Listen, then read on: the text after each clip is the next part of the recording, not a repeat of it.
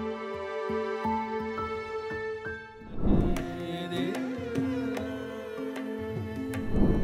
have our Carnatic Violin sir, Robbie sir, and Carnatic vocal mom, Lakshmi, and they are with us here, and we'll all together take this workshop forward.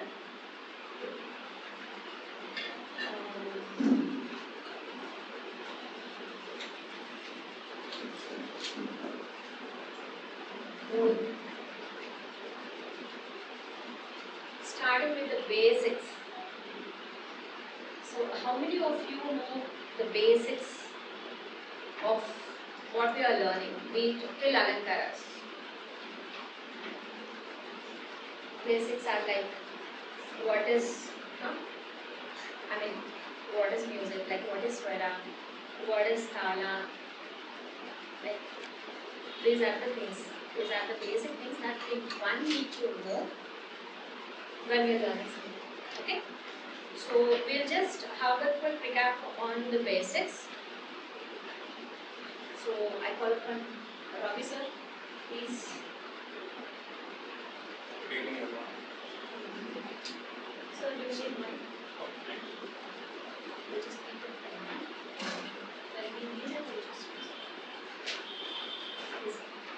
So we will start with the question, what is music? So we all are music students. Me and ma'am, we all are still students. So we are teaching whatever we learned or whatever we know. So what do you think about music? What music is? This is an interaction session. It is not a class. So whatever you know, you can speak it out. It's a form of art. Exactly, it's a form of art. You can be a bit louder. And for you, what music is? Yeah, music is something which can give peace of mind. For you? For me personally is a stress reliever. So sometimes whenever I'm upset, so if I start practicing or if I start singing something, my mood will be completely off on that. Okay, fine. So music is something which gives peace of mind, which is something stress relief. And more than that, music is a wonderful language. It connects with our emotions. So even now, we can't even think about a film, drama, or any play without any music. So that much music can connect with our mind. In world classical music, we can consider only 4 musics as the traditional classical music: Arabic music, Spanish, Hindustani, and Carnatic. As an Indian, you must be proud because among the 4 musics, we have the 2 distinct musical styles that's on to Indians. So in Indian classical music, the music itself is, the root itself is with Shruti and Swaras. We have the Shrutis in both Hindustani and Carnatic music. And we have 12 Swaras. So basically it is 7, and we have the 2 forms of all the Tripurti Swaras, like the Shuddha Swaram, Chatushruti, Rishabham, Shuddha Rishabham, Chatushruti Rishabham. It's the same way in Hindustani music also we have common Swaras and Super Swaras and Tivra Swaras. So why these 7 notes? So in our culture, we consider the number 7 as a complete number. So there is Saptaswaras, Saptavarnas, we have 7 days in a week, and our culture says Sapta Rishis. So that way we have 7 swaras. So you all know the names of all the 7 swaras. Shadjam, Rishabham, Gandharam, Madhyamam, Panchamam, Bhaivatam, Nishadam. So these are the 7 swaras. So all these musical notes were come with years of observation. And the early musicians, they connect all these sounds with the sounds of birds and animals. Sa is a beautiful sound like a peacock. Re, a powerful musical sound like an ox. Gandharam having a striking power like a goat. Madhyamam having the balance like a crane. Panjamam is a sweet and sharp, thrilling frequency like the sound of a cuckoo. Dhaivatam is powerful musical note like a horse. And Nishadam is a peaceful sound like elephant. That's how the swaras work. Both the sa and pa, these are Prakriti swaras, and rest of the swaras are Vikriti swaras. If we are going to Shruti, we have to use Shrutis. Both the sa and pa, that are Prakriti swaras, it's believed that these sounds were coming from the sound Om. That's how it is Prakriti swaras. And Vikriti swaras are the swaras which are derived from two Prakriti swaras. And how we have only 12 musical notes. Then how we got 22 Shrutis? Any idea? Okay. So sa and pa. This swaras itself is Shruti. Then rest of the swaras, it have two forms. And a swara with vibrations, with microtones, we can consider it as a Shruti. So again, 10 Shrutis connected to the 12 Shrutis. That's how. Re with Gamaga and without Gamaga. With Gamaga can take us as Shruti, without Gamaga can take us as Shruti. Ga with Gamaga, without Gamaga. So that way we got 22 Shrutis. As you know, we have 7 talas in Carnatic music. So these are all the bases. So Lakshmi Madam will continue with the technical terms. Thank you. Today I am telling you already know the technical terms. Shruti. Shruti, you already know the small audible sound that ear can listen. It's called Shruti. Then Laya. Laya means the musical time or tempo or the rhythm is called the Laya. Tala means you already know the Tala. The musical measurement is Tala. Kala. Kala means musical speed is called the Kala. Next is Lagu. Lagu you already learned, I think you already learned in from Alangana. Lagu means 1 beat plus 3 finger count is called the Lagu. Next is Drutam. 1 beat plus 1 beat and reverse beat is Drutam. Anudrutam means 1 beat only. These are basics you already know. Prakriti swara means natural swara. Sarigama Madhurisa. So these are Prakriti swara.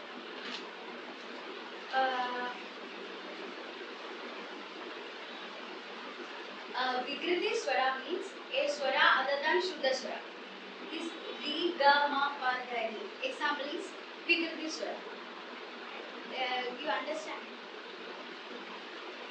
Next is Aravana. Aravana means ascending and Avaravana descending. Murchana means mix out of Aravana and Avaravana means Murchana.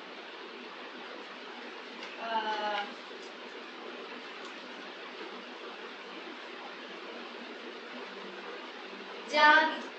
Jadi means the term used with reference to Lagu. 5 kinds of Jadi. You already learned in Alangaram. Tisra Jadi, Chandrashna Jadi, Ganda Jadi, Mishra Jadi. Like that you already learned it. That's it Jadi. Gadi means the underlying rhythm of Tala, which is also called Nada. Next is Nada. Nada means the musical sound. Nada. It admits 2 varieties. Ahada Nadam and Anahata Nadam. Next is Raga. Raga you already know there are 72 Raga. Raga means melody or a type of melody and Raga. combination of swaras which create passion or rasa. Next is stai. Stai means there are octave. One range of sarigama padanisa.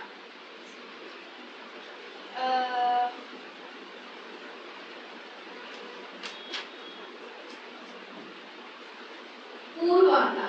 Purvanga means in a ragam, the first part is called Purvanga, and Uttaranga. The word Uttaranga means the second part or second section. In an octave, Fa and Sa is called Uttaranga. Purvanga example, Sa to Ma.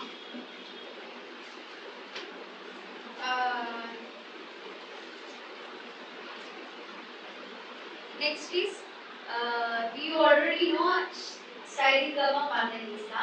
The exact name of Sa is called Shadjam. The exact name of D is called Rishabham. Exact name of Ga is called Gandharam. Exact name of Ma is called Madhyamam. Exact name of Pa is called Panchamam. Exact name of Ni is called Nishadam. And these, except the Sa and Pa, the other two swaram has two variants. You already know. Except the Sa and Pa, the swaram has two varieties.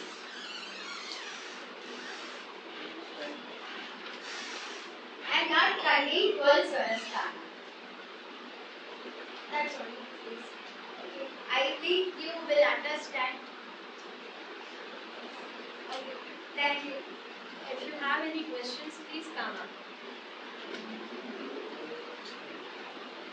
So as soon as a topic is covered, as soon as a topic is explained, so you take your time for few minutes to recall everything and come up with the questions if you may have. Okay? Purvanga, Uttaranga. When it comes to Purvanga and Uttaranga, Purvanga, in the name itself we can, Purva means before, and Uttaranga, it is the next half. So it is, if we are taking two divisions in a part, then the first part is always called as Purvanga and the second part is called as Uttaranga.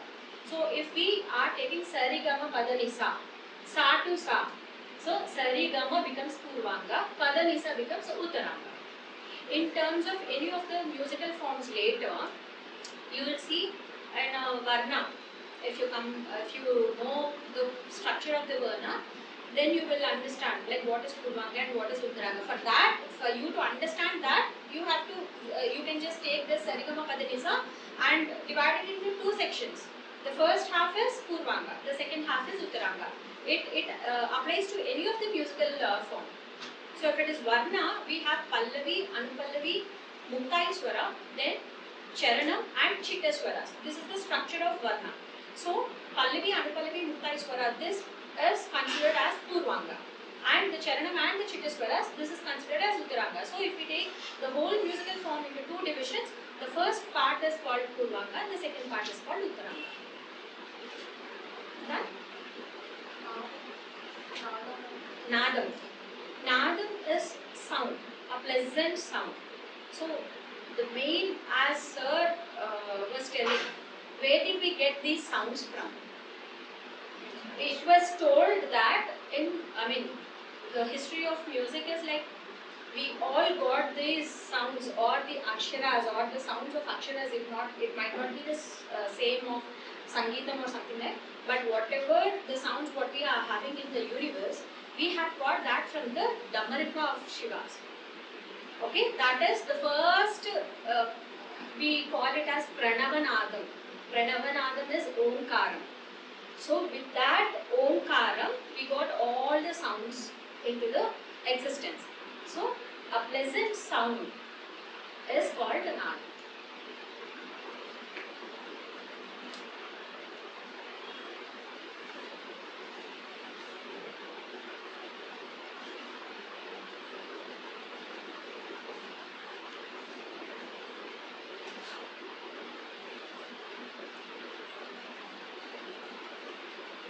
Done?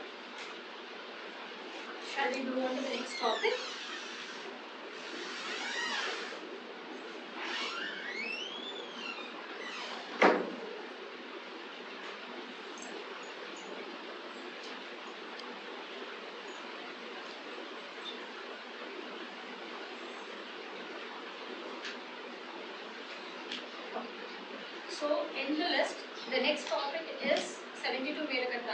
is what it is.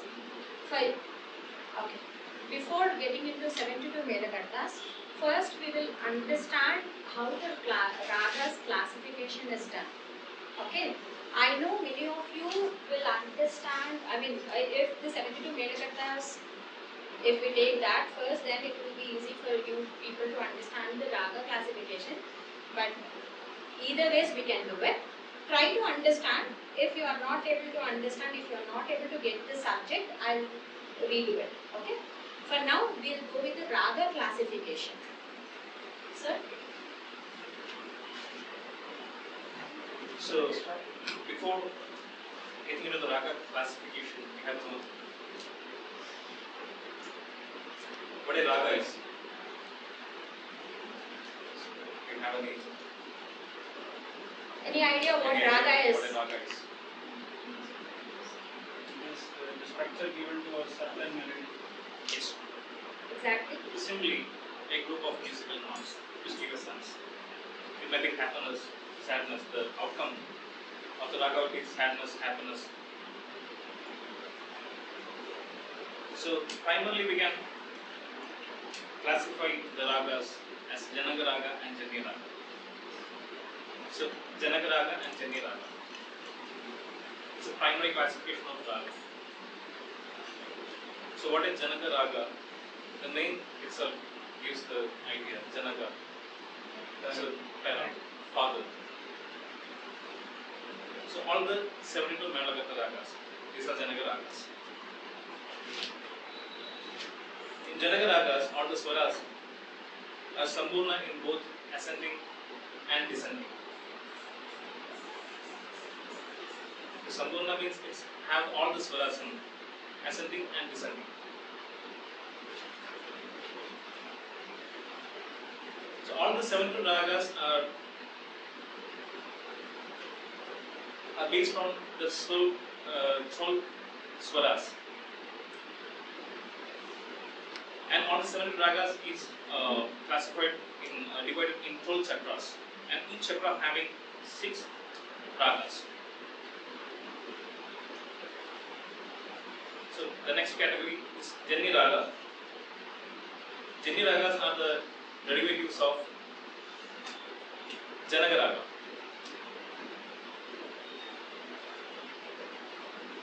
And the raga which shows the character of the Janaga raga. For example, Maya Mulagola and Malahari. In Malahari,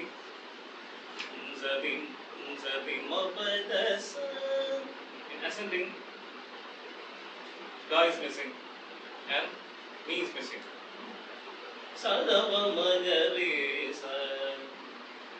In descending, Mi is missing. And the raga itself shows the character of the Janaga raga.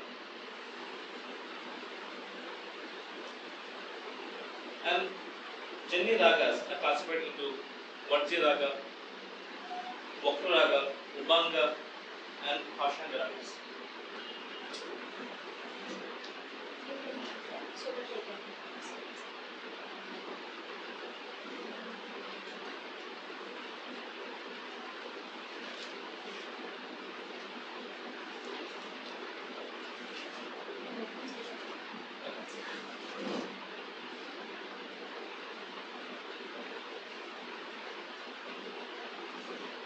So Vajja ragas, when 1, 2 or 3 swaras are omitted in either ascending or descending,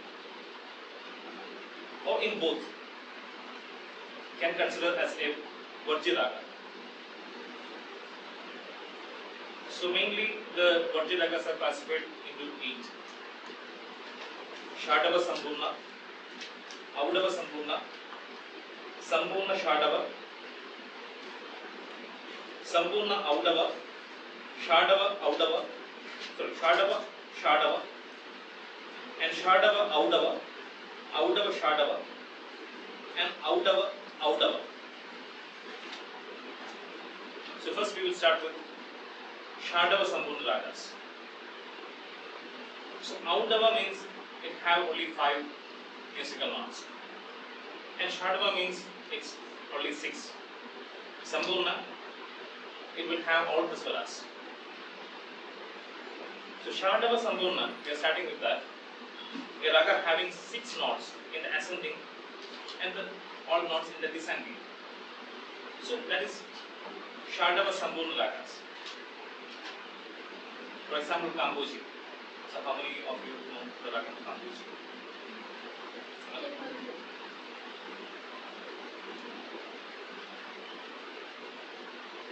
Sari Gama Padha Sa Sani Gama Magari Sa. That's how the swaras of Kamboji. Out of Even if you are not aware of the ragas, I know many of you people are not aware of the ragas, but when he is singing the raga, he is singing the arohana and avarohana. So you can count the swaras in the arohana and in avarohana. Okay, so he just sang Sari Gama Pada Sa. So Sari Gama Pada. So we are having 6 swaras there. So 6. It is Shadava. And Sa Ni Da Pa Ma Ga Re Sa. When you listen to Avarohana, all the swaras are present.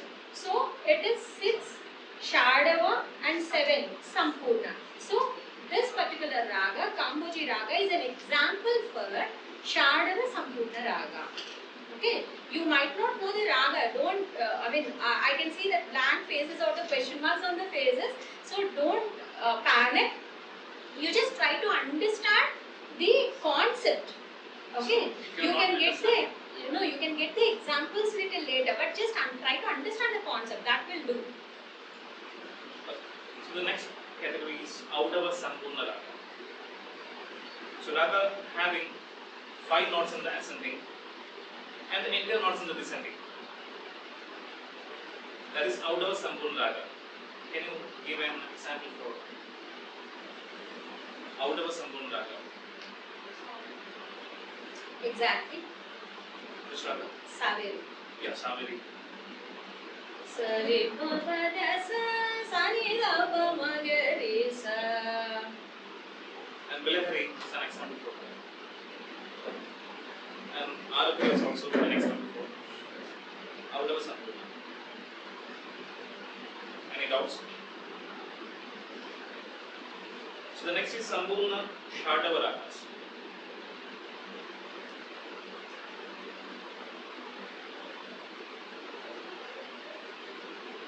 So the ragas which are Sampurna in ascending and Shadava in descending. So the entire note is present in the ascending and only 6 notes are present in the descending. That is Sampurna Shadava.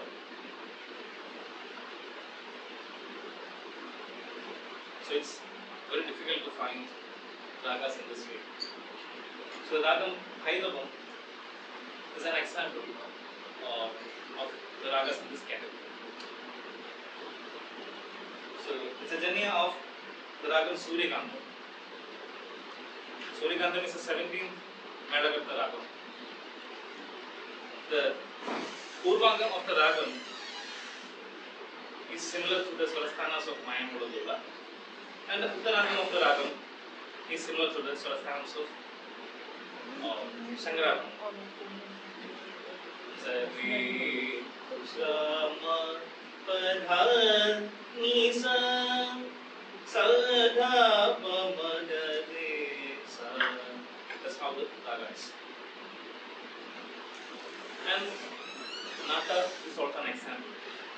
But in the descending, there is a Vakha Prayogan Nata. So otherwise, Nata can also be considered as an example for this. Sare Gama Padhani. Sorry. Sare Gama Padhani Sa Sani Mama Gama Gama Re Sa. So the next is Sampurna Audava ragas. So the ragas which are Sampurna in the ascending and having only 5 swaras in descending. The ragam Gandhadhuni is an example. You may learn the ragam Bilahari. So it's just opposite of Bilahari. In ascending, all the swaras are there. In descending, only Sadhapagarisa is descending. In Bilahari, Sarigapadasa, Sadhapagarisa is a Bilahari. If you reverse that, Sarigamapagarisa in ascending and Sadhapagarisa in descending. The ragam is Garudathwani. So next is Shadava ragas. Both 6 swaras present in both ascending and descending. So Sri Ranjani is an example for that. If we add Ni to Apogi, then we will get Sri Ranjani.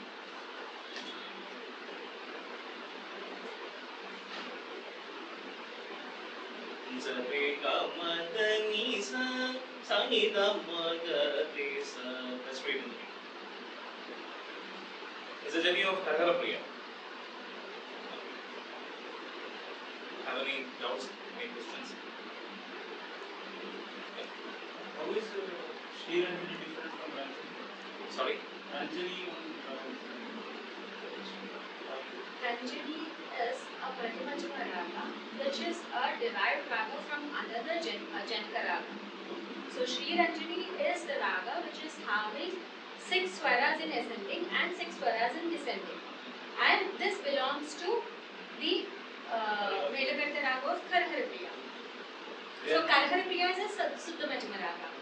And the Janaka raga of Ranjani is a Pratimachama raga. So entirely different. but names Sri Ranjani, Ranjani, Janaranjani, Manoranjani, we have so many Ranjanis in terms of ragas. So okay, don't get into those. Okay. So it's very much similar to Apogi. Vishwaram is coming. And Malay Marugam is also an example for this. So, you know the ragam Malay Marugam? Only 1 or 2 students know, but I think they have forgotten by this time. That's it.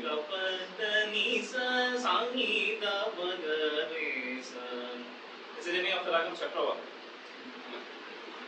So, the mood of the entire raga is different. The Chakravagam, that ragam is almost suits to the evening. But Malay Marugam is a Morning raga. But we have a concept.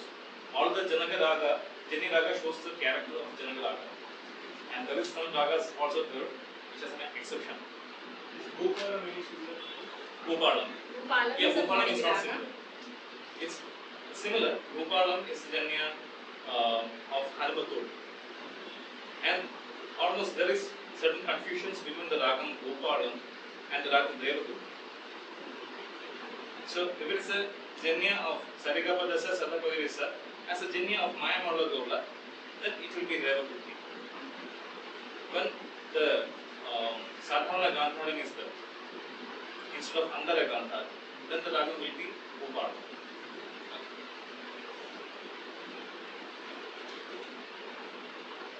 So the next category is Shadava Audava ragas. So ragas having 6 swaras in ascending and 5 swaras in descending.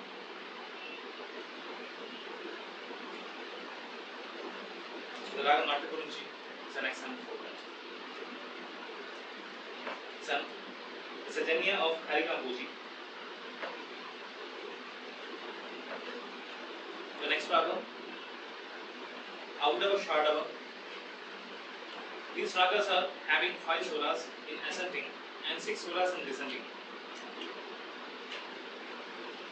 For example, Malahari.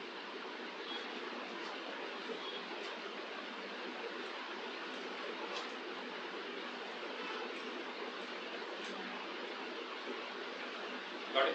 Any confusions? No. So, next is Audava ragas. So, we have plenty of examples for this ragas. Can anyone of you give the example of Audava? Very Yeah, good. Mohanam. Very good. Mohanam. Ascending 5 swaras, descending 5 swaras. Audava, Audava Raga.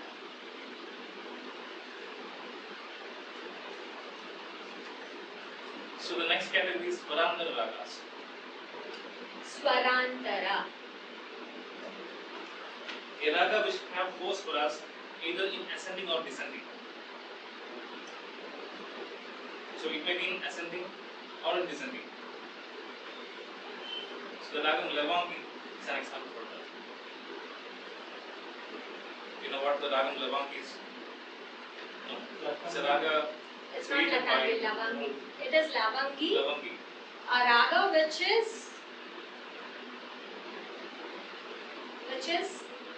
discovered by the great legendary maestro MBK, Mangalampalli Balamurali Krishna sir. The swaras are Sarimapa Dasa. It's a janya of Halmatodi. Right? Nalagata.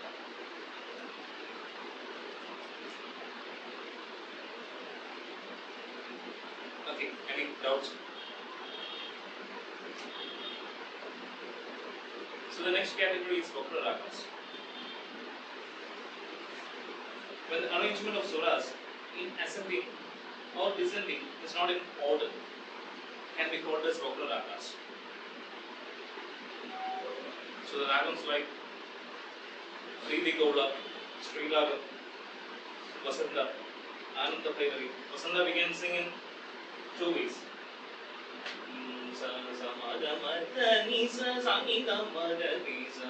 Then only it will be a Vakra raga.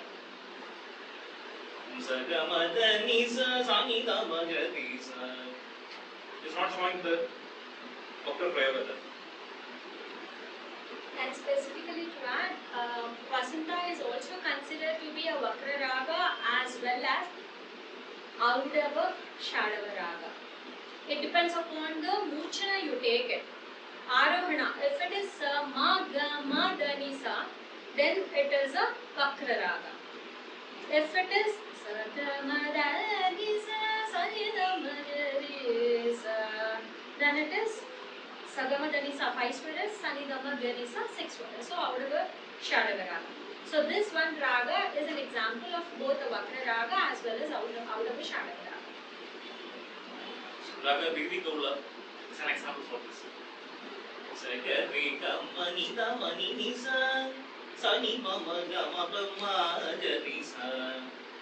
how much of Vakra Prayaga is there? And Sri Raga.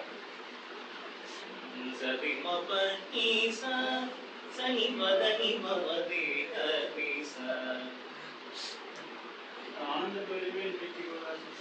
Yeah, it's confusing. It's I'll clear similar. your confusion little later. Just let this happen. So both are Vakra ragas and both are similar also. The Swarasthanas are the same. But the way we take up the Arohana and Avarohana are different. The phrases are. Yes. So the next category is Ubanga raga. Ubanga ragas are ragas which are having the Swarasthanas of its Janaga raga.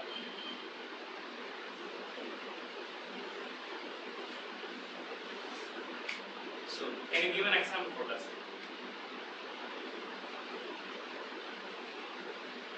Upanga Raga example. Anyone? Shankarapanam is a Melakatta Raga, my dear.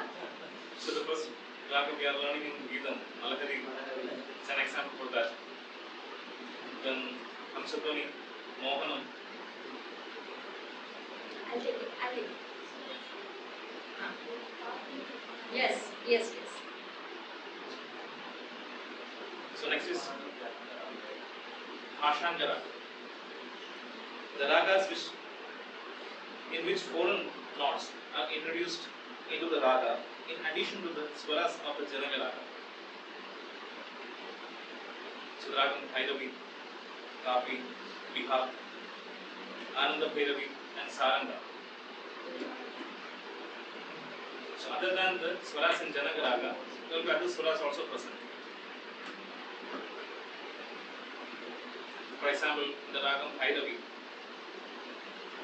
So it's a janya of Nana Bhairavi. Are you getting? They are writing the notes. You carry on, they are writing the notes. Once the notes is done, they will arrange it again.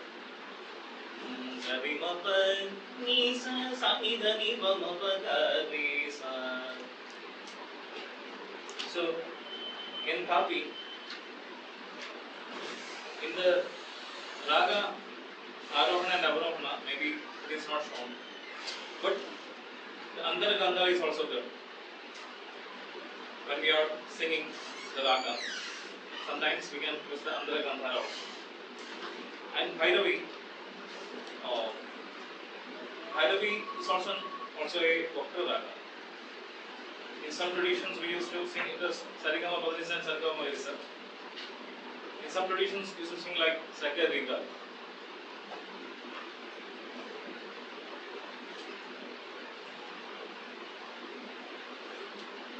Is there any options? Thank you.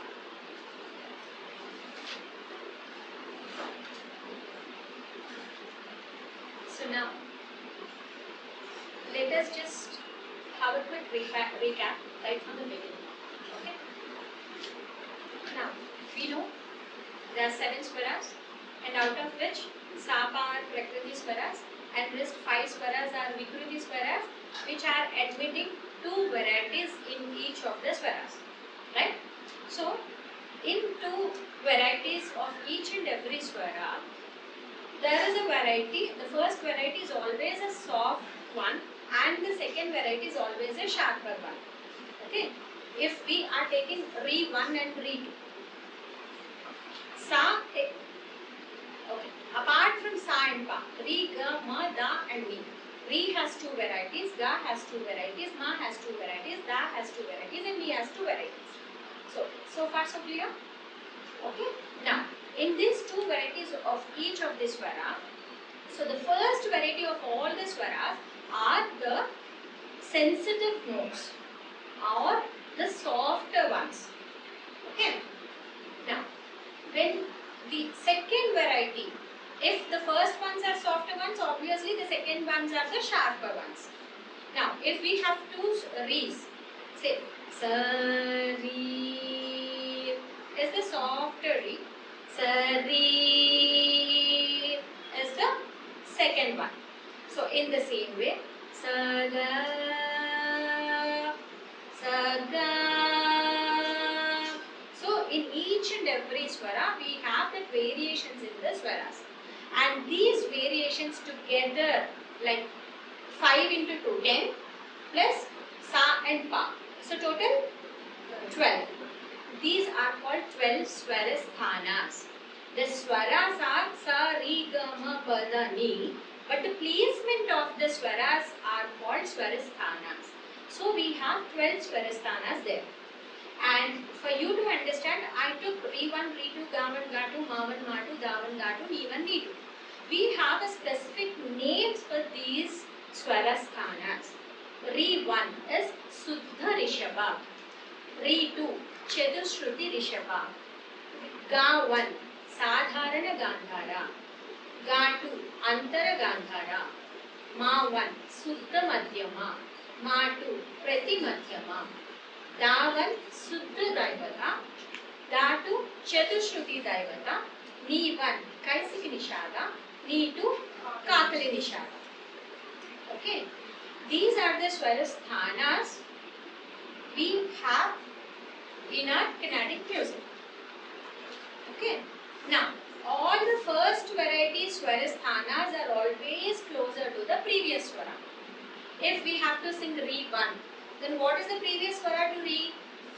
Sa. So, Re 1 is always close to Sa. Sa, Re.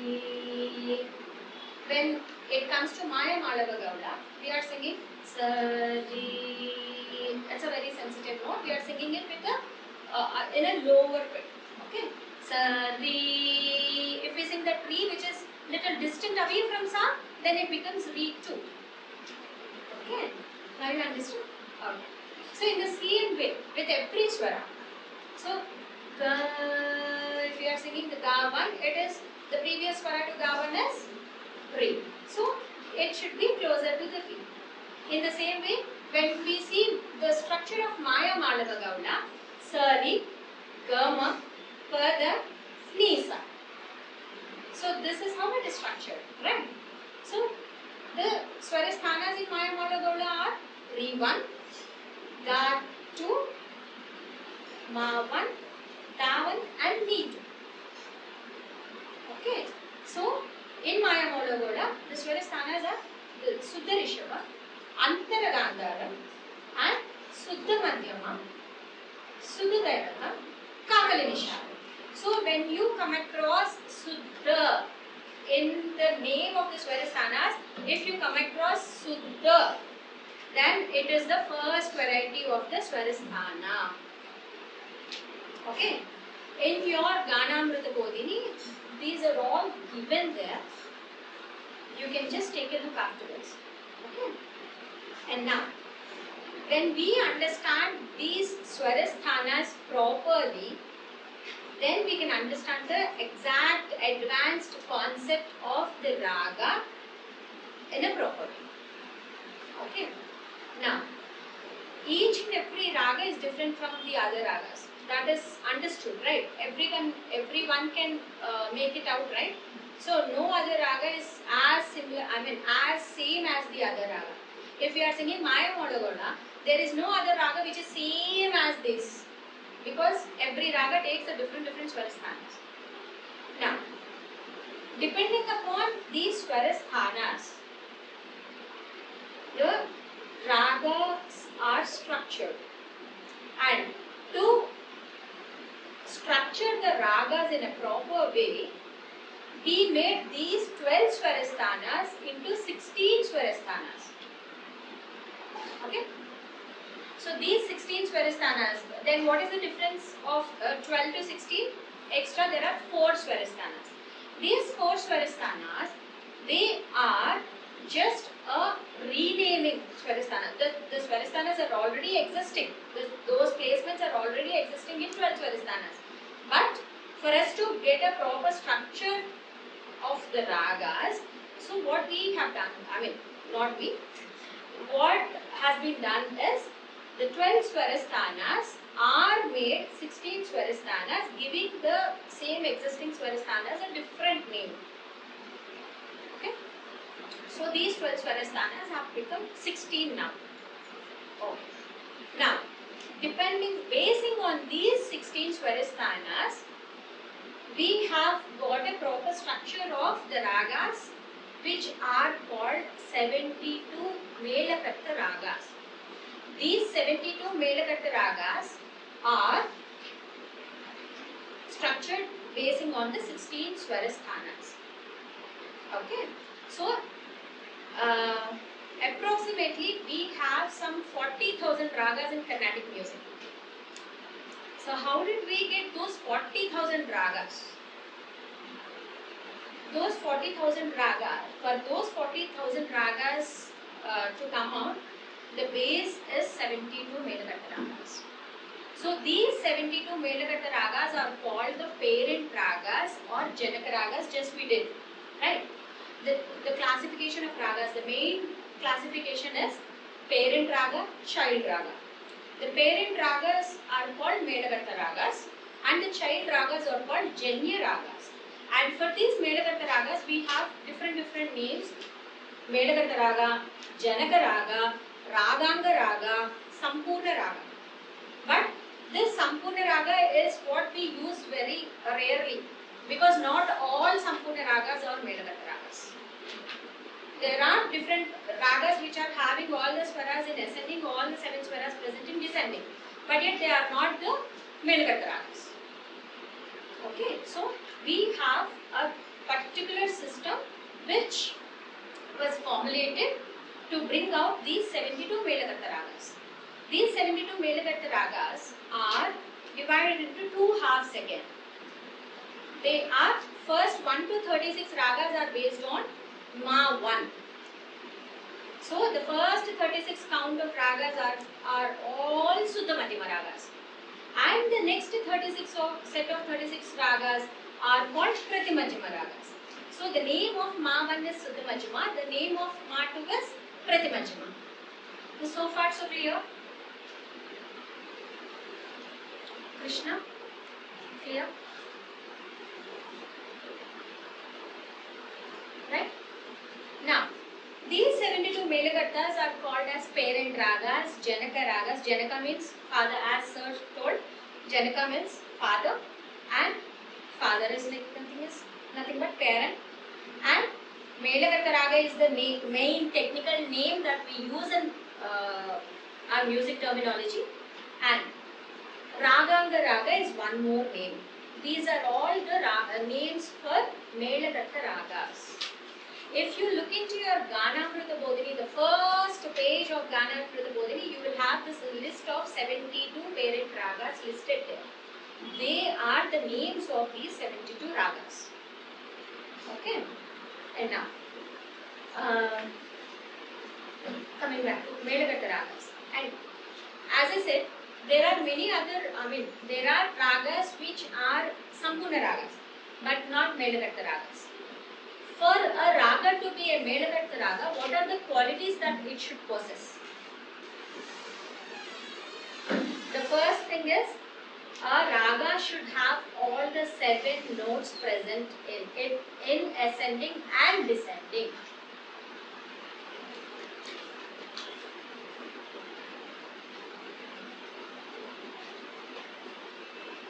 The second point is, these 7 notes should be in a proper order in both ascending and descending.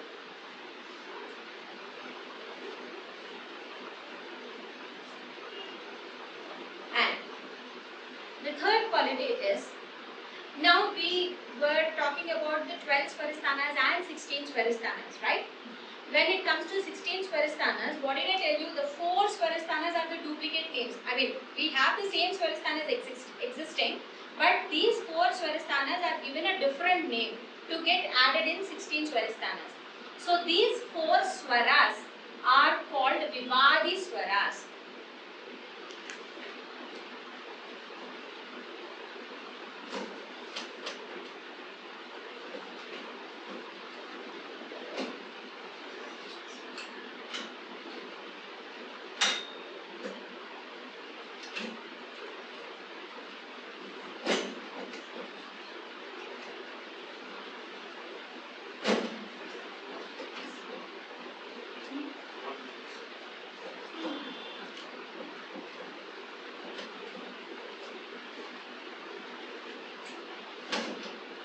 You all can see the board, right? Yes? Okay. Now, coming to this 12 Swarasthanas. And these 12 Swarasthanas are called Dwadasa Swarasthanas. Dva is 2, Dasa is 10. Dwadasa, 10 plus 2, 12. Those are 12 Swarasthanas. Okay? And the 16 Swarasthanas are called Shodasa Swarasthanas.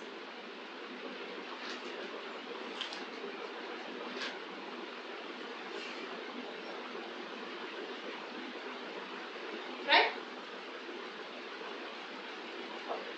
Now, Re1, Re2, Ga1, Ga2, Ma1, Ma2, Da1, Da2, Ni1 and Ni2. These are the Vikruti Swaras, the varieties in Vikruti Swaras. 5 2s are 10 plus Sa and Pa, 12. Okay? This one is called Suddha Rishabha. This is Chatushruti Rishabha. This is Sadharana Gandhara. And this is Antara Gandhara. This is Suddha Madhyama. This is Prati Madhyama. And that one is Suddha Daivata. And that was Chatushruti Daivata. Ni1 is Kaisiki Nishada. And Ni2 is Kakari Nishada.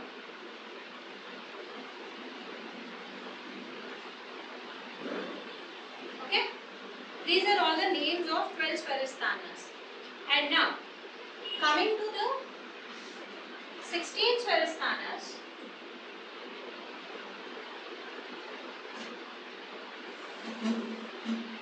Now the 4 extra swaras from these. Okay. It is Suddha Gandhara,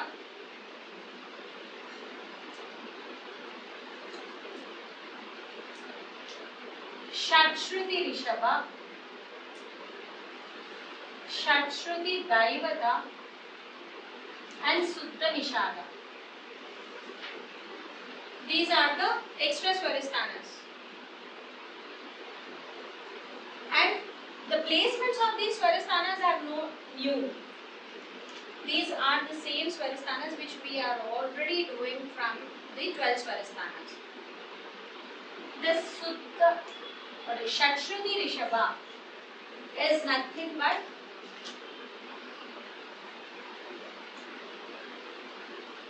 Sadharana Gandhara. Sadharana Gandhara is a Swarasthana which is taking another name called Shatshruti Rishabha.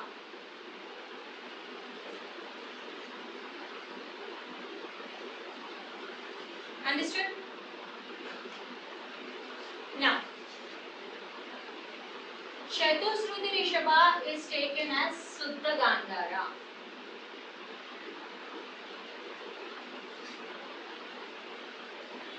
In the same way, just like it happened with Ri and Ga, it is the same with Da and Ni.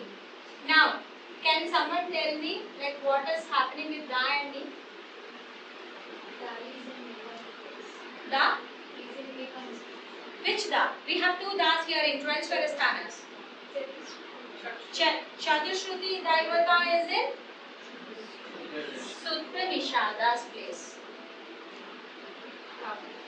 And this Kaisik Nishada becomes Shatshruti Daivata. Is it clear so far? Any questions?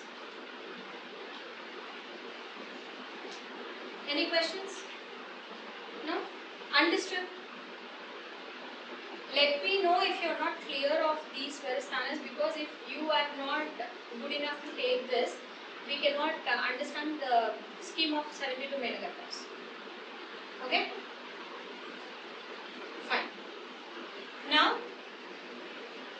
so along with these 12 Swarasthanas, these are another 4 Swarasthanas which are summing up to 16 Swarasthanas which are called as Shodasa Swarasthanas.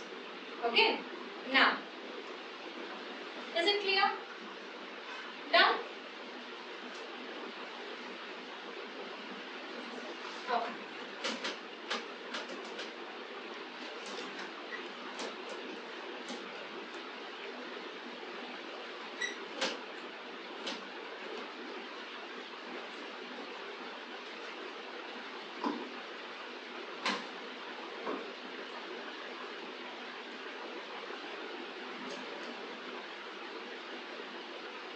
Shall we move on?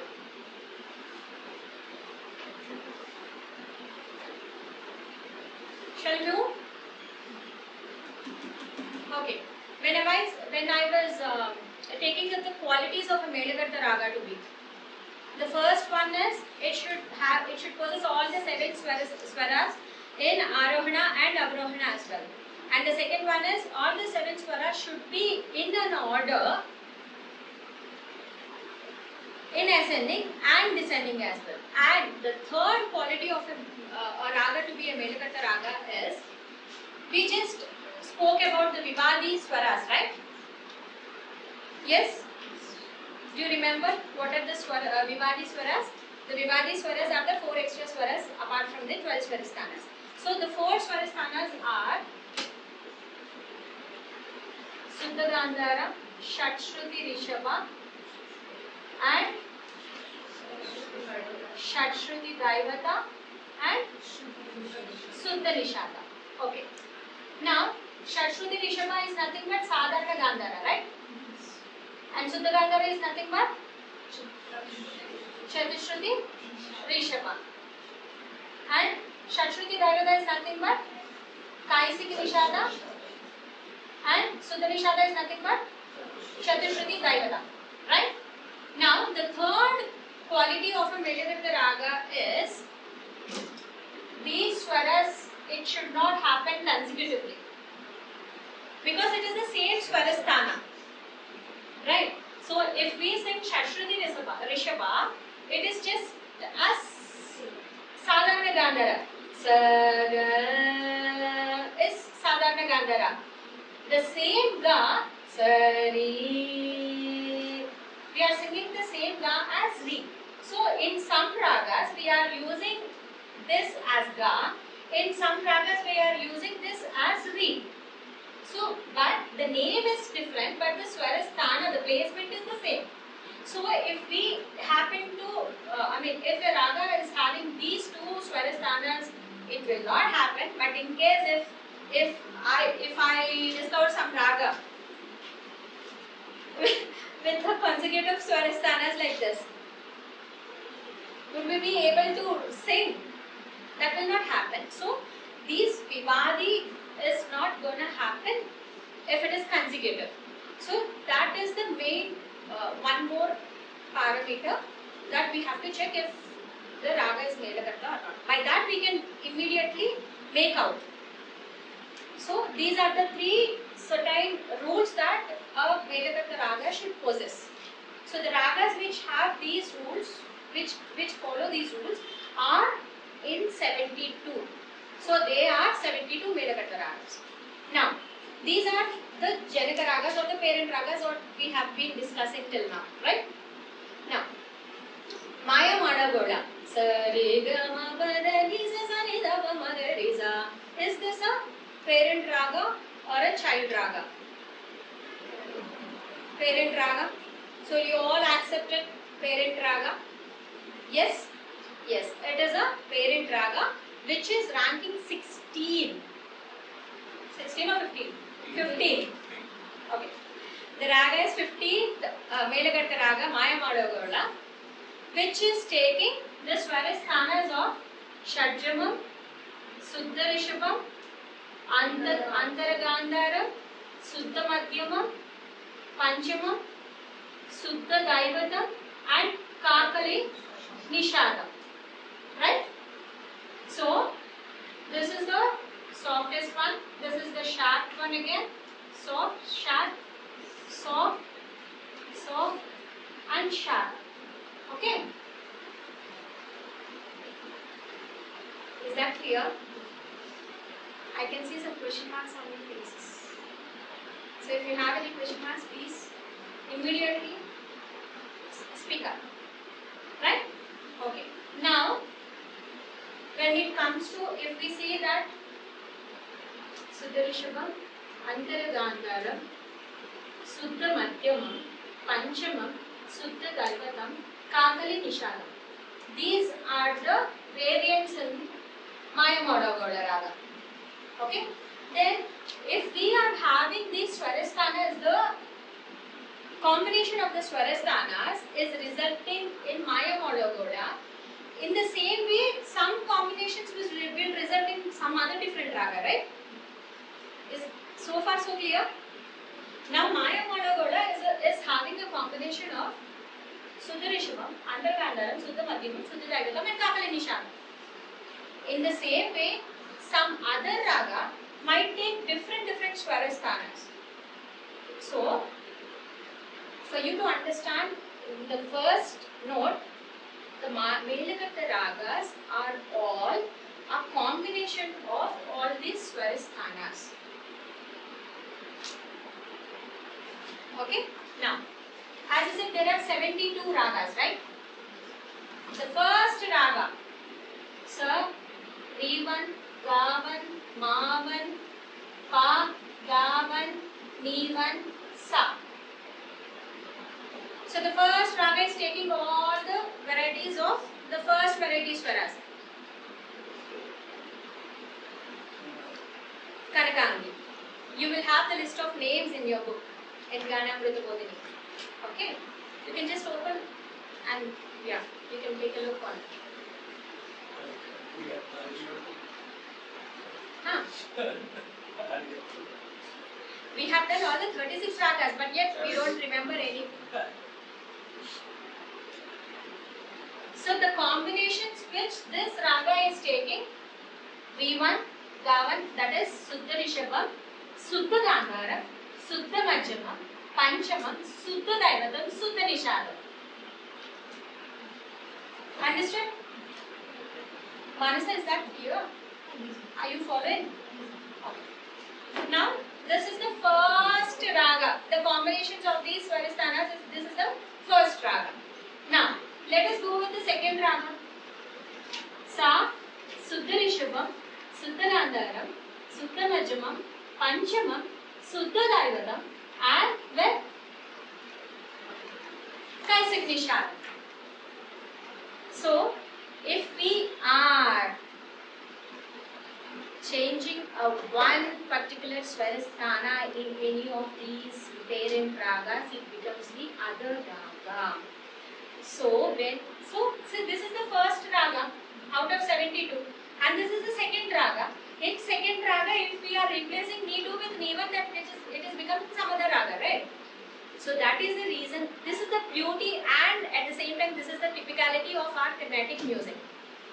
So out of all the 40,000 ragas, these 72 ragas are the parent ragas. Why they are called parent ragas? These are the 72 main ragas which are giving rise to the other ragas. Got it? Now is this clear? And now, when it goes to the third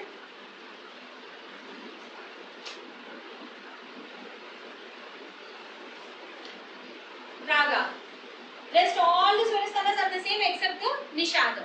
Nishadam is taking Kakali Nishadam. The first raga took Suddha Nishadam, the second raga took Kaisik Nishadam, and the third raga took Kakali Nishadam. So if we sing Sare Gama Pada Ni Sa, Sare Gama Pada Ni Sa is what we are singing Maya Modagola. Yes, Sare Gama Pada Ni Sa Sa Ni Da Ba Ma Ga Re Sa, Sare Gama Pada Ni Sa Sa Ni Da Ba Ma Ga Re Sa. This is Maya Modagola, right? Sare Gama Pada Ni Sa or Sare Gama Pada Ni Sa. So which is the Swarasthana that is taking this different note? Ni. Which Ni? Kaisik Nishadam. Okay. In Maya Modagola we have Kakali Nishadam. Now what I sang was Kaisik Nishadam. So which Melaganda raga will it become? Sare Gama Pada Ni Sa is Maya Modagola. Sare Gama Pada Ni Sa.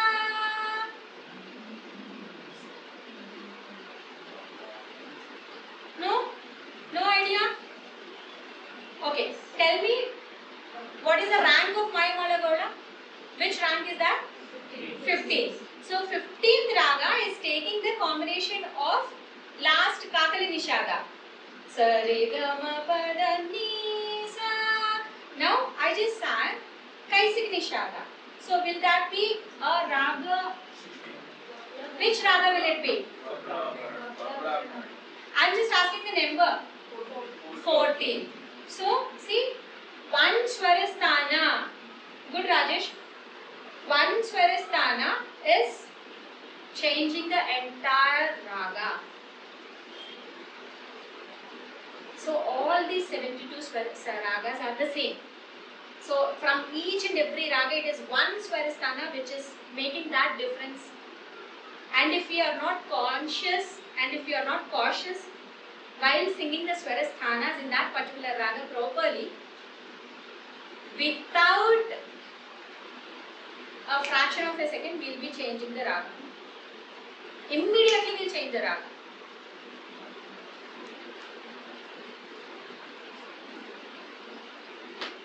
Okay. See the pattern, like how it goes. Now these are the three ragas, the first three ragas. 1, 2, 3. And the fourth one is Sa, Riman, Gavan, Mavan, Pa. Now which Da will take here. Dhatu. Dhatu and the combination with Ni2. Sure? Ni1. Okay. Ni1. Which is Ni1 here? Suddha Nishada is Ni1. And Chatushuti Daivata is. So if we take Da2 and Ni1 here, what is happening? Both are the same swaras. That is what I was telling you, na? We cannot take both swaras the same way. It will not become a Melagata Raga. Got it? Now is that point clear? So, the Da2 is not happening. I mean, Da2, Ni1 will not happen because they both are the same swara. Their placement is the same. Now it becomes Ni2. Okay? And now, the next one is Sa, Ri1, Ga1, Ma1, Pa, Da2 and Ni3.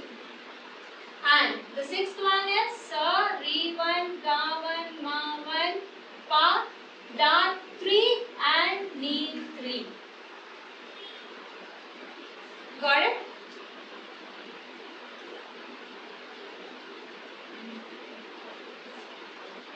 Now did you understand like how the ragas are framed? How the combinations are being evolved? Right?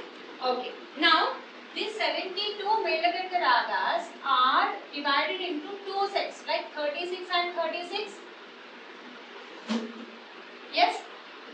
The first 36 are based on Ma1, that is Suddha Madhyama. And the next 36 are based on Ma2, that is Prati Madhyama. And so the first 36 are called Suddha Madhyama ragas and the next 36 are called Prati Madhyama ragas. Yes? Now, these 36 are again divided into 6 groups. So 6 into 6, 36. Right? So this six sets of 6 ragas each. So this is the first set of 6 ragas. These 6 into 6, 36, right? So these are divided into 12 sets. So first 6 sets in the first half and the 6 sets in second half. Yes, becoming 12 sets.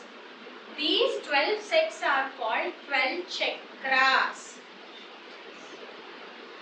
These are called as 12 chakras. And for these 12 chakras, we have a logical and sequential names for it. Those names are important as well. So the first chakra is Indu chakra. You can remember that as Indu means moon. We have only one moon. So we are seeing one moon. So Indu chakra, the first chakra. Netra, 2 eyes. And okay. Try to listen as much as possible so that you will have the material with you. I'll be providing the material as much as I can. And so first you understand the subject. So when you go through, it will be easy for you to recall everything. Okay. The first chakra is Indu chakra. Second chakra is Netra chakra. Third chakra is Agni chakra. Trikala Agni we say. 3 Agnis. Fourth chakra is Veda chakra. We all know we have Chatur Vedas, 4 Vedas. And fifth chakra is Bana chakra. Pancha Banas. We say Pancha Banas. Okay. Sixth one is Rutu chakra. 6 seasons. Rutu means season. I don't know how many of you know Sanskrit and Telugu and Hindi. Like we say Rutu Vulu. Rutu Vulu is season. 6 Rutus. 6 seasons. So Rutu chakra. 7 Sapta Rishis. 7th is Rishi chakra. 8th one is Vasu. Vasu chakra. Ashta Vasu we say. These are all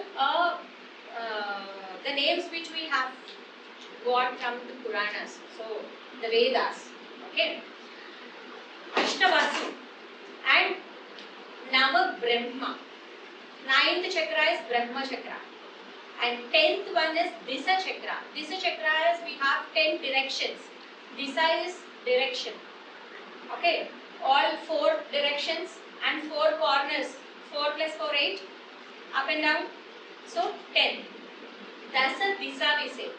Dasa disa loop. Right? So 10 directions. And 11th one is Ekadasa Rudra. How many of you perform pujas at home? I'm not sure. Yes? Have you ever heard of Rudrabhishekam? Yes? In Rudrabhishekam what we do? We Shiva Puja, yes.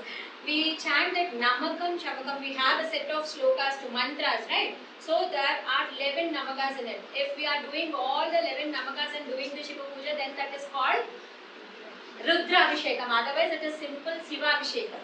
So Rudra, 11 Rudras. We have 11 Rudras there. So that is the reason we do 11 namakas again and again and again. So that is the reason Rudra Abhishekam, it takes a longer time. Why am I doing all this? Why am I saying all this? At least it will get into your mind in this way. Okay. Now, the Dwadasa Adityas. We can see sun, right? So, whoever chant Adityam, Hridayam and any other stotras regarding Surya, we know that he has got 12 names. So, Dwadasa Aditya. We say Dwadasa Aditya. Dwadasa is 12. In this way, we can remember all the chakras names. So each chakra will have 6 ragas in it. So far so clear? Or any questions? No? Can I move on? Yes? Now, for now, what we understood is, for us to get the proper structure of 72 Melakartas, the 16 Swarasthanas are evolved. And this, basing on the 16 Swarasthanas, we have formulated 72 ragas, and these 72 ragas are divided into main 2 sections. One is Mavan and Suddha Madhyama ragas and Prati Madhyama ragas as 36 and 36. And these 36 and 36 are further divided into 6 ragas in each of 6 chakras. So each chakra consists of 6 ragas. Now, so far so clear? Okay. Now, how can you remember these chakras and how can you remember the combinations of these Swarasthanas? Now we are done with Re1. Okay. Now the first chakra is done with Re1. And the next chakra we will go with Re2, Re3. So how will you do this? How can you remember this? So in the first chakra it is Suddha Rishabham and Suddha Gandhara. So what should be next? Sorry? Ga? Shall we move on to Ga? No. We cannot move on to Ga because we have one more combination with Re1. Now we had only with Re1 and Ga1, that is Suddha Rishabham and Suddha Gandhara. We have Suddha Rishabham and Chatusruti, Sadharana Gandhara. We have Suddha Rishabham with Antara Gandhara. Are you getting it? Do you want me to redo it again? Yes? Yes. Okay. Now, the first chakra, the first set of 6 ragas are with the combination of Suddha Rishabha and Suddha Gandhara. Right? We know we have now 3 gas, right? Suddha Gandhara, Sadharana Gandhara, Antara Gandhara. Yes? Now the first chakra has the combination of Suddha Rishabham and Suddha Gandhara. Now with Suddha Rishabham, this one is done. Now we have to make the combinations of the rest of the other 2 gas also. For us to remember that, how do we remember that? How can we remember that? Do you want to go with the theoretical aspect of all the ragas, or do you want me to give a tip to remember this? We can keep like Re1 ragas and very G. Then Re2 ragas, then very G. And all possibilities become one way. That is what I was asking. Do you want to take that in a mechanical way, or do you want to act remembering certain tips. You want a smart answer, right? You want a smart way to remember it. Okay, now, so far so clear? Yes? Now,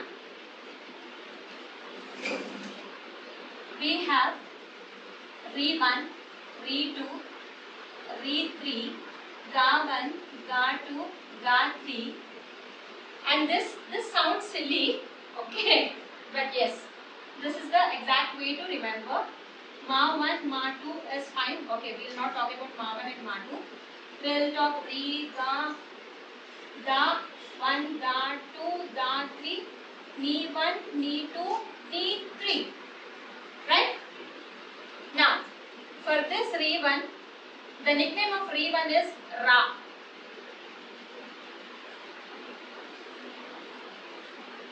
The nickname of Suddha Rishabham is Ra. The nickname of Chatusruti Rishabham is Re. And the nickname of Shatshruti Rishabham is Ru. Got it? Ra, Re, Ru. Now if we say Ra, then it will strike, it is first Re, then it is Ra, Re. Re is second Re, Ru is third Re, Ra, Re, Ru. In the same way, Ra, Re, Ru, Ga, Gi, Gu, Da, Di, Du, Na, Ni, Du.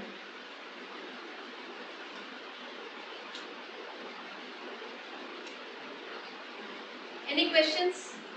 Is that clear? No? Not clear?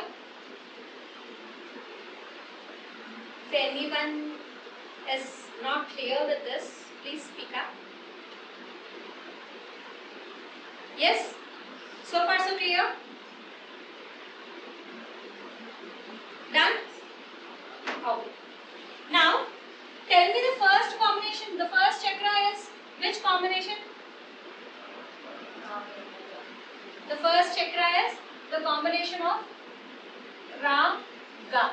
Then what should be the second combination? Second chakra combination? Yes.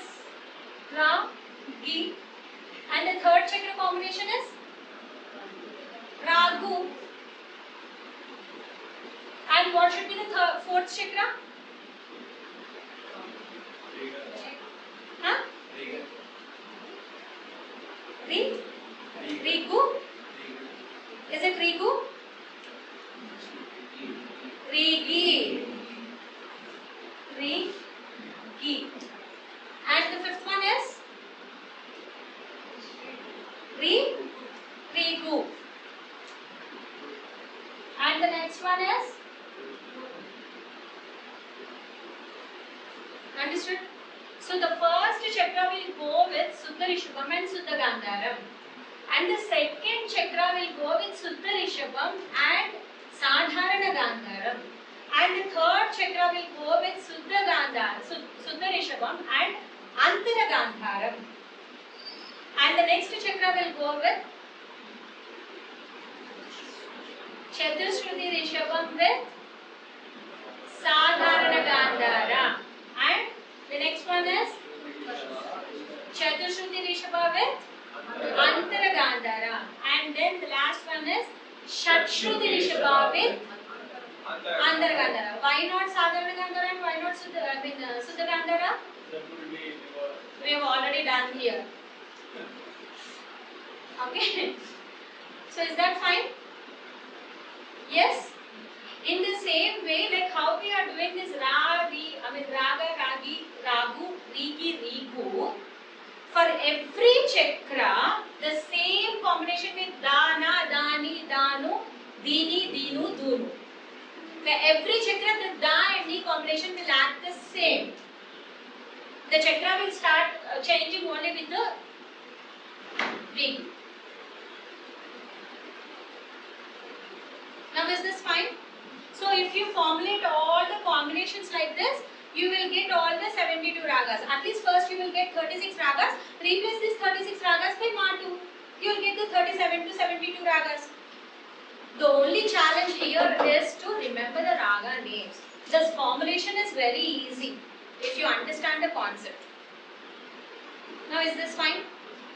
People feel it 72 Melagatta is my god, it is a big structured concept. Yes, it is a structured concept which is little tricky, but it isn't. The only thing is you need to understand the Swarasthanas, that's it. If you understand the Swarasthanas correctly and if you understand the order of the Swarasthanas correctly, then it's just on your fingertips. And the easiest way to remember the ragas of each and every chakra is in 6 days you will learn 36 ragas. If you take each chakra one day. If you take only first chakra, Indu chakra, in Indu chakra we will have 6 ragas. Right? We have every raga's name. Kanakangi, Ratnangi, Ganamurti. So can't we learn 6 ragas a day? The names of the ragas. As simple as that. So now I am done with 72 Melakattas. So, Yeah. there is one more easy way to remember all these ragas. So here you can see a common thing. If we divide a raga into Purvangam and Uttarangam, see the Purvangam of the same. So in every chakra you can find only one Purvangam and the Uttarangam is changing. So the Uttarangam of the first ragam is the Uttarangam of Kanakangi. The second ragam is the Uttarangam of Todi. Go with the Swarasthanams of Todi, then you will find. Third ragam is the Uttarangam of Mayamala Gola. Got it? And the fourth ragam is the Uttarangam of Haraharapri. And fifth ragam is the Uttarangam of Shankarabharanam. And the last ragam is the Uttarangam of Charanaka. So if you learn all these 6 ragas, you can easily get 36 ragas. And the 36 will be the Pratimantra. Yeah? Clear? Any questions? Any questions?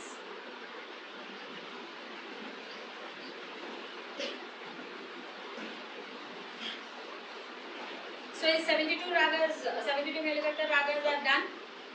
Can I move on to the next concept? Yes? Sure? Okay. One more to be added here. These are the parent ragas or Melagatta ragas or Raganga ragas or the Janaka ragas is what we see. Now these are the main 72 ragas. The ragas which are derived from these ragas are called Janya ragas, is what we have done earlier. Okay, Janya ragas are the ragas which are born from these 72 ragas. Now you people started with Maya Modagoda and the next raga you took as Malahari. We are learning Malahari after the Maya Modagoda raga. Now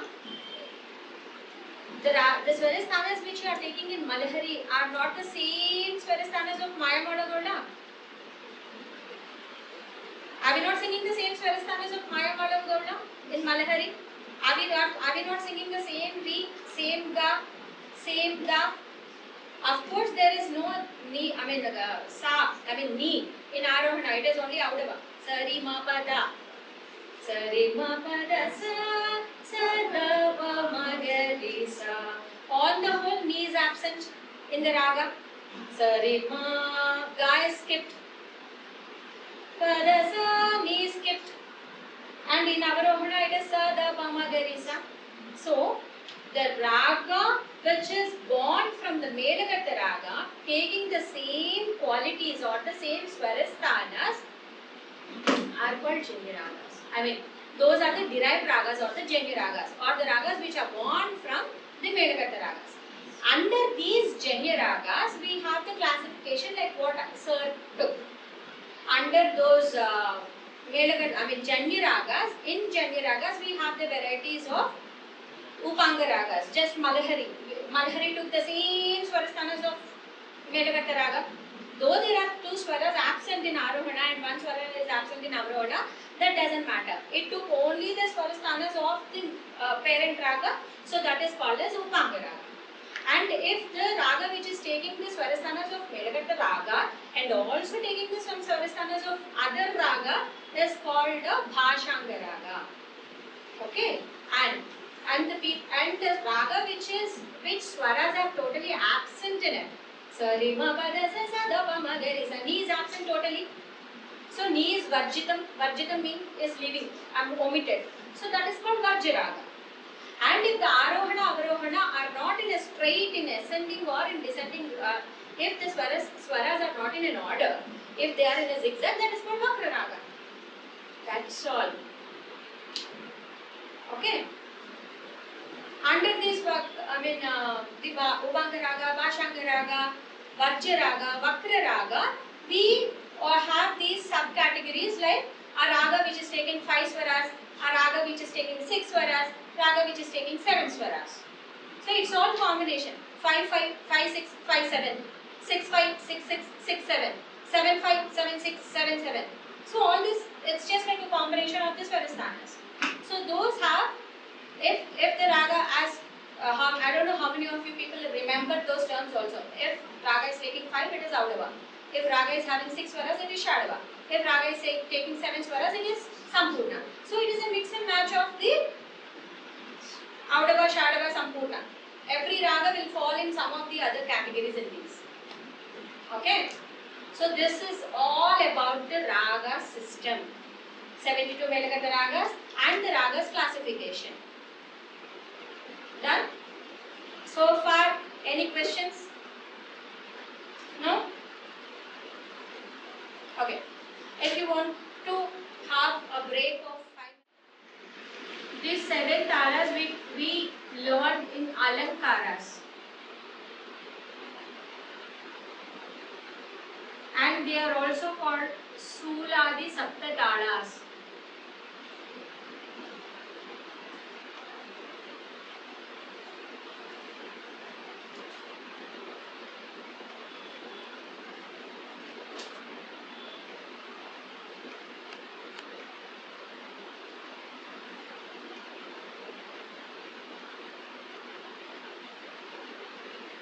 And we have 5 jatis. And what is jati?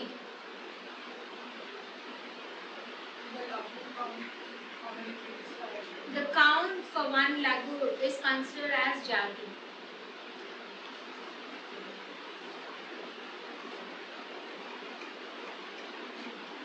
So in Alankaras, when we come across the 7 talas, not all the 7 talas have the same count of lagu. And count for one lagu is different from number of lagus. Okay, remember that. Number of lagu is the lagu repetitions in the particular raga, particular tala. But the count of lagu is the number, the aksharas. How many aksharas that you are going with one lagu is called as count of lagu.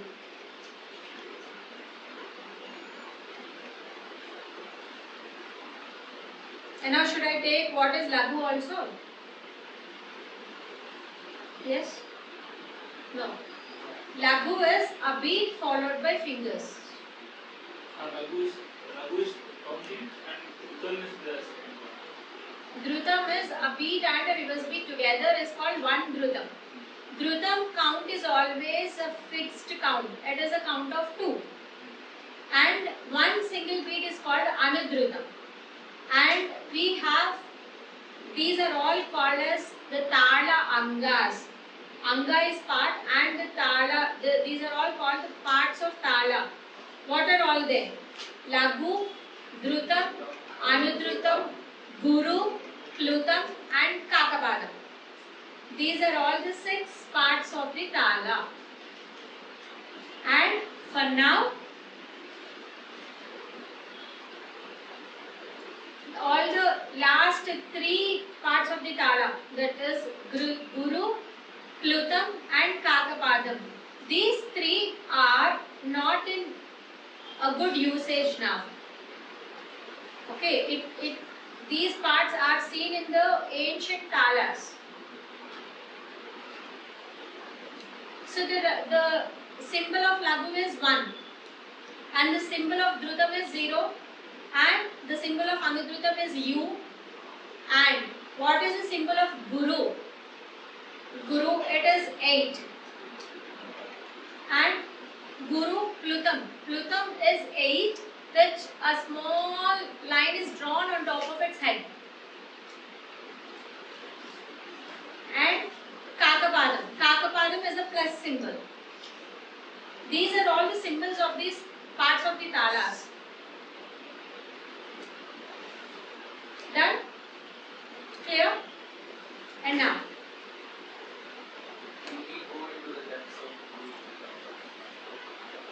So the count of guru is 8 and plutam is 12 and kakapadam is 16.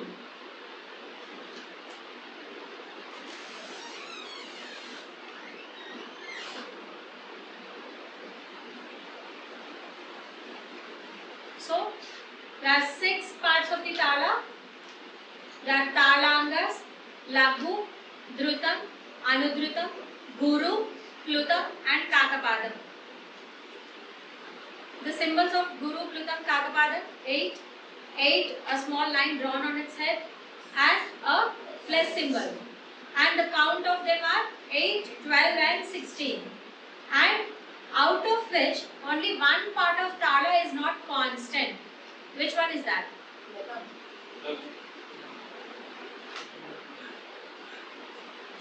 Which part of tala is not having a constant number? Is lagu. Other than lagu, dhrutam, anudrutam, guru, plutam, kakapadam has a fixed number. Lagu is the only part of the tala which varies from tala to tala. That depends upon the jati, the count of the lagu. So those variations you will be seeing in the 7 talas. Those 7 talas are called Suladi Sapta talas. Okay, the names of the talas are Dhruva tala, Madhya tala, and we have a sloka for this. For every concept, for every topic, we have a sloka to remember them easily. Dhruvo Madhya Rupakascha Jampa Triputa Evacha Atatala Ekatalascha Ekatala Prakirtitaha. This is the sloka for us to remember the parts of, the tala names. Earlier, no one has a pen and a paper or a video recording or the audio recording to store all this. It was only through mouth. It is a verbal learning. So, how to remember all this? With these slokas, they used to remember everything. Dhruvo Madhya Rupakascha Jampa Triputa Evacha Atatalaika Talascha Ekatalah Prakirtitaha. So this is the sloka which gives you the names of these 7 talas in the order. Okay. So now when it comes to jati, we have 5 kinds of jatis. A lagu which is having 3 count is called Tishra jati. A lagu which is having 4 count is Chaturashra jati. A lagu which is having 5 count is Khanda jati. A lagu which is having 7 count is Mishra jati, and a lagu which is having 9 count is Sankirna jati. Okay. Now we know the 7 talas and the 5 jatis. Now 7 into 5 is 35. Now how do you derive it? So taking each and every tala, by default we are learning in one jati. So rest of the other 4 jatis, do the calculation. So for example, 1 Ekatalam. Ekatalam by default we are learning it in Chaturashra jati. Okay. Now by default it is Chaturashra jati. So there are Trishra jati, Khanda jati, Mishra jati and Sankirna jati are remaining. So lagu which is having Chaturashra jati lagu is 4 count. The Trishra jati lagu will become 3 count. And the Khanda jati lagu will become 5 count. And Mishra jati lagu will become 7 count. And the Sankirna jati lagu will become 9 counts. So in the same way, if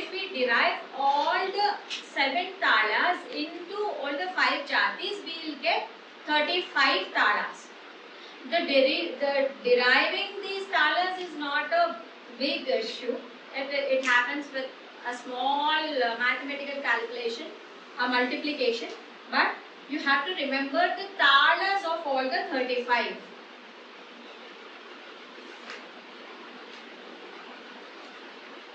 Is this clear? So the 35 talas is done. Do you want me to take one tala and change all the jatis? Should I show you that? Can you do it on your own? You can do it on your own? Reshma? Done? So can I move on to the next one? Yes?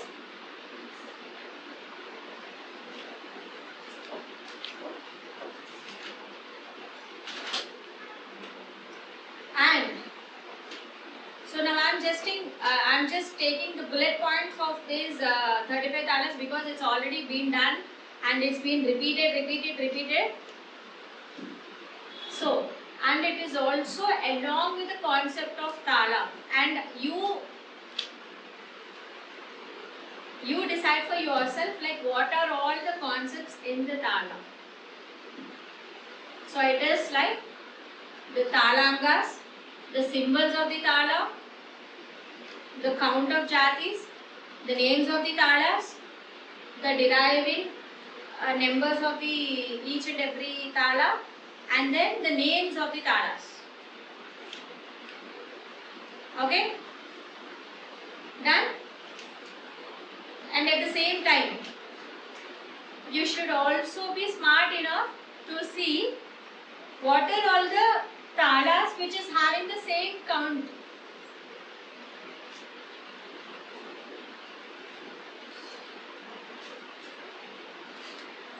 Dhruva tala. What is the Chaturashra Jati Dhruva tala's count?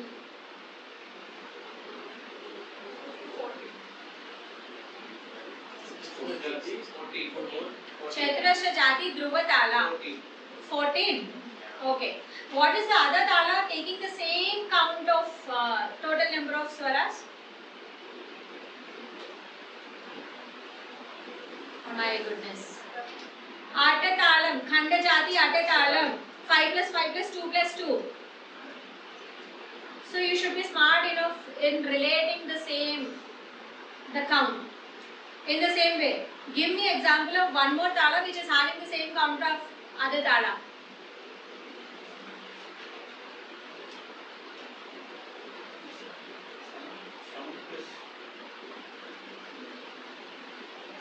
Madhya tala, Chaturashra Jati Madhya tala and the Jampa tala, Mishra Jati Jampa tala. I'll only be giving all the answers, I'll only be probing questions, I'll only be giving the answers. What is that?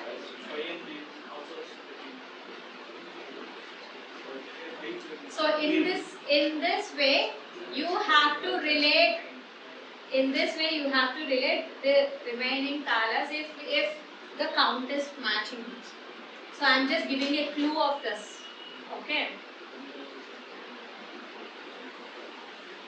And see, I am literally telling you, I am not giving you much of time to answer answer the questions in the quiz. I'll be hardly giving you 10 seconds. Hardly giving you 10 seconds. Huh? What is that? MCQs. Okay, I'll also sit beside you and I'll help you with the answers as well. Okay? Is this topic clear? Did she leave? Manasa. Okay, fine. So, shall we move on to the next topic? It's already 8. Okay. The next topic is Raga Lakshana. So, what do you understand by Raga Lakshana? The characteristics of the Raga, the quality of the Raga, the behavior of the Raga, how is Raga structured, and is it a parent Raga or a child Raga? If it is a child Raga, which is the parent Raga of it? So these are all comes under the characteristics of the raga. These are all called lakshana, the raga lakshana.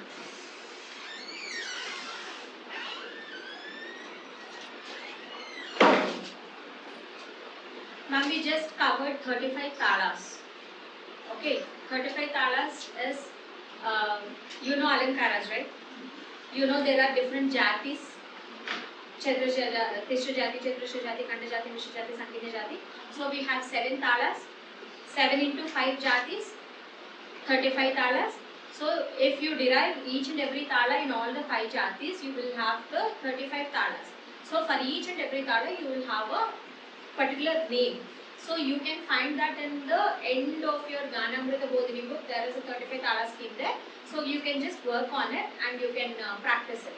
The only thing is you have to remember the names of the talas. So the 35 talas. Okay. Chalo. Now we stepped into Raga Lakshanas. So what is a Raga Lakshana? Lakshana. For everything we have a characteristic, right? We have a quality for each. So identity, quality, characteristics. The learning, whatever we are learning regarding a particular raga, those are called as the characteristics of the raga. Those are called the lakshanas of the raga. Under raga lakshanas, the first point to be remembered is whether it is a janaka raga or a janya raga. If we are talking about Maya Madhava Gowda, we should be able to know whether it is a Janya Raga or a Janaka Raga. We know Maya Madhava Gowda is a Janaka Raga. Now after deriving which Raga is that, whether it is a Janaka Raga or a Janya Raga, then the second point is we need to look into the swaras and the Arohana and Avarohana and the swara sthanas of that Raga. If we are taking Malahari, now the Malahari is a child raga of Maya Madhava Gowda. So it takes the same swarasthanas of Maya Madhava Gowda. But in Arohana it is having only 5 swaras. And in Avarohana it is having 6 swaras. So which raga is that? It is a Janya raga having Arohana of 5 and Avarohana of 6. So it is a Audava Shadava raga with swarasthanas are Suddha Rishabha, Suddha Madhyama, Suddha Daivata. In return, in descending, we are having Antaragagara. So these are the swarasthanas which we already have in the parent raga. Okay. So the first set of raga lakshana is, you have to see which raga is that. Is it Janaka raga or Janya raga? Second one, the second point is swarasthanas, Arohana and Avarohana. The second point is Arohana and Avarohana. And then the third point should be what are the swarasthanas in it. So when it comes to Maya Madhava Gowda and Malahari, we know the same swarasthanas are in Malahari, which the Malahari took from Maya Madhava Gowda. So this is the first set of points that we have to mention in a Raga Lakshana. Okay, now we got an outline of it.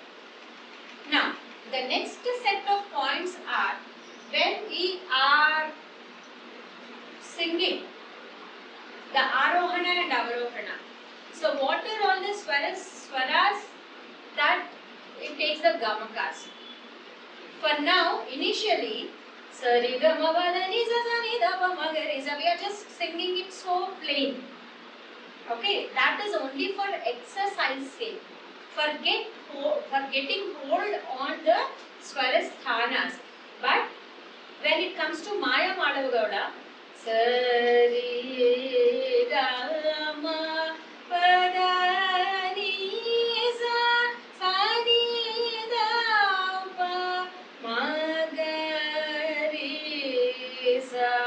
so what are all the swaras which are taking gamaka in that raga?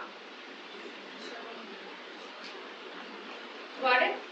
So this is the, in second set, this is the first point. So now we have come across,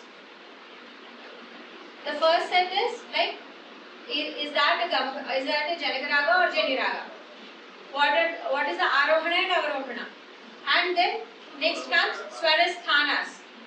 Okay, by making up the Arohana and Avarohana itself, you will understand whether it is Audava Shadava or Shadava Shadava or Sampurna Shadava or whatever the subcategories.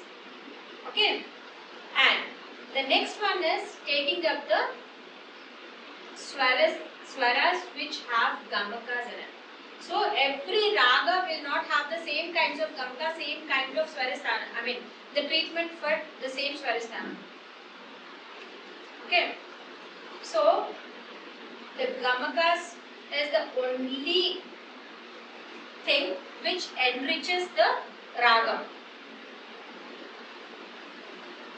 So every raga, in particular, every raga will have certain swaras which possess gamakas.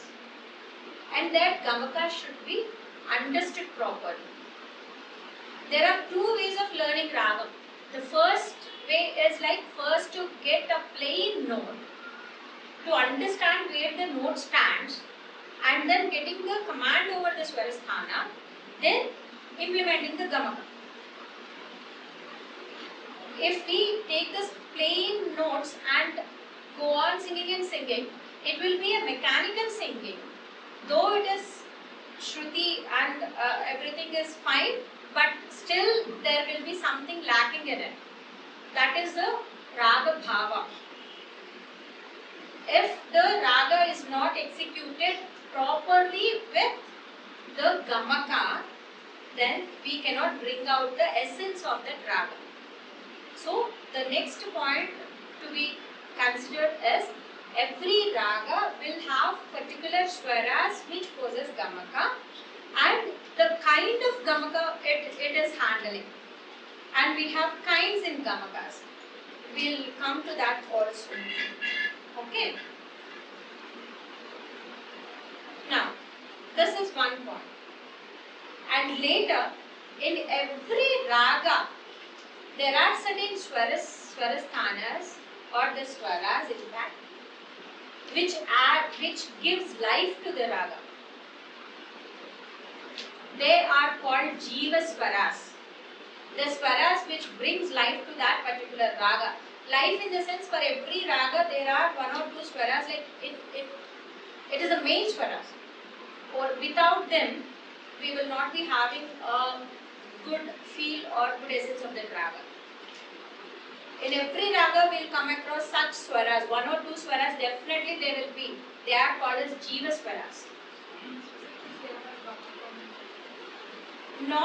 Not exactly like gamaka. Gamaka is like, yes, it is an ornamentation.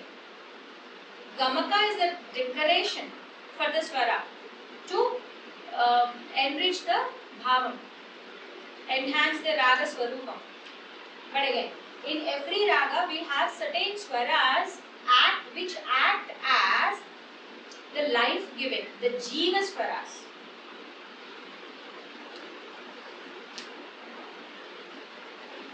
Okay? Huh? In Kalyani, everyone will think that it is Pratimajjama, but exactly if we see the life-giving mode of Kalyani is Nishada.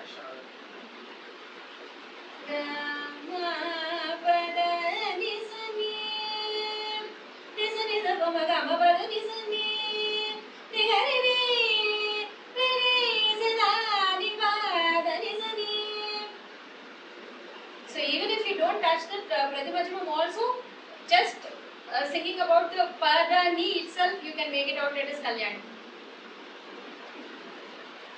So for each and every raga we have certain aspects that, just like I said Jiva Swaras, okay, and Amsa Swaras, Nyasa Swaras, Graha Swaras.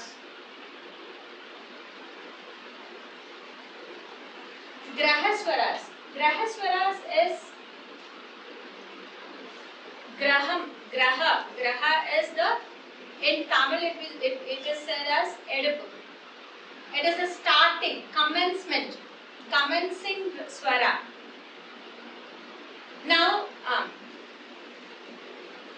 are you all done? Yes? Graha swara is the commencing swara. Now, we are learning some kirtana, or we are learning some song or something like that. Okay? Or we will come to Geetas. Ma pa da sa sa re. We started with ma. So in Malahari, so ma can be a grahaswara. Of course, ma is a grahaswara. That is why it started with ma. In the same way, ga pa ma ga re sa, da sa, da pa ma pa. So in Malahari now, how many swaras we could make out that we can start with that? Re, da, ma. Right? So these are all called as grahaswaras. So the commencing swara is called a grahaswara.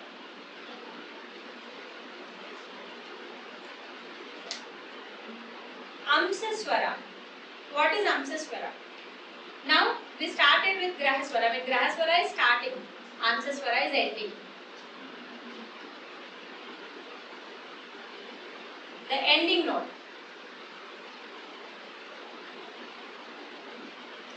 And Nyasaswara. Nyasaswara is a swara which we can base on for a while. Resting note. Or as just now I sang Ni. Sani do ma ga ma ba da ni sa ni. Ni ri ga ni ni. Ni ga ni ni. Sani do ma ga ma ba da ni. And there is one more definition for Nyasaswaram also. Nyasaswaram is a repetitive swara, the more frequently repeated swara. For I'm telling you, I'm just touching the bullet points, and when you go into the material and if you will start reading it, you will understand. For each and every aspect, there are multiple definitions. Okay. So now are you? So these are for each and every raga we come across.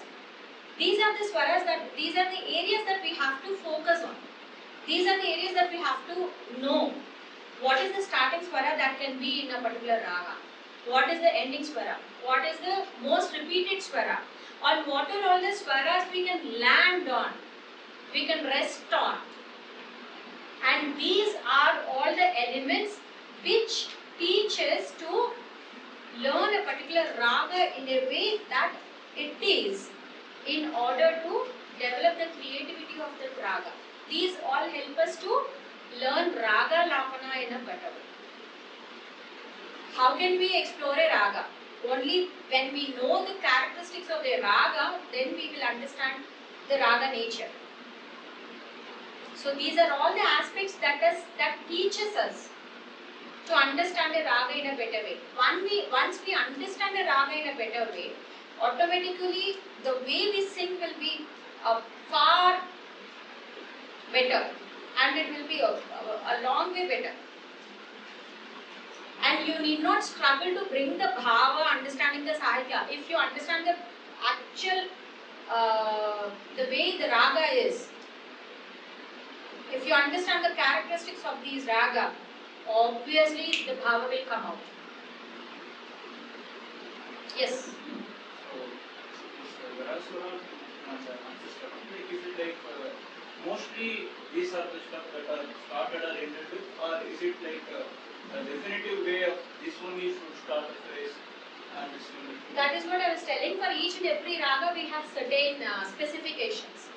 So it's not, we can't, let us say one raga is Ma and Pa Grahaswara, we can't start ending. If there is a scope, there are certain ragas, you have an ample of scope to start in any of the swarasthana. The swara. For Melakarta ragas, the scope is so much. And in a Melakarta raga, however you go jumbling in dhatu swaras or any kind of prayogas that you do, it is permissible. But when it comes to certain ragas, the scope is very limited. My doubt is like by permissible or the scope of the raga, we mean it doesn't sound good if it's the other way, some other note is used, or is it like some mathematics? See, it's not about the mathematics, but the thing is, okay, now we'll go with Malahari only. Malahari, almost all the swaras are like Graha swaras. Okay, and now we used Ri, we used Ma and Da. And as per your question, if we want to start the Graha as Ga, that is what you are asking. Why cannot we take another swara? Okay, if you start with a swara with, if you take Ga as the Graha swara, what are the prayogas that you can do? What are the phrases that we can come up with? Except Garisa, you don't have any other space, right? We can go to Hindustani. Okay. Garisa, Dava. Apart from that? You can then have multiple Garisas, right? Okay. So, what all prayogas you can do, Janta, that, whatever you can do in Garisa, you can only do the Garisa or Gasa. If you take Ri and if you come to Sa, saying that it is a Dhatu prayoga, it will shade in different raga. It will sound, which is having the same set of swaras with other different raga. So when there is no limited, there is no ample scope there with Garisa, how can you roam around it? Right? So there are certain limitations for each and every raga. Unless and until it is a Melagartha raga, we cannot have that scope. We can now think of it like, let us say, the phrase we are going in a descending manner. So, Magarisa. So it has enough space. Magarisa, like 4 notes we have in which we can do. And when we go lower, we start with Ga, then we don't have enough. So it's like at least for some kind of we can say. Okay, these are all the things that one should learn finding and observing when you are learning the basics. The Gitas. Now, how many we have learned 4 Gitas in Malahari, right?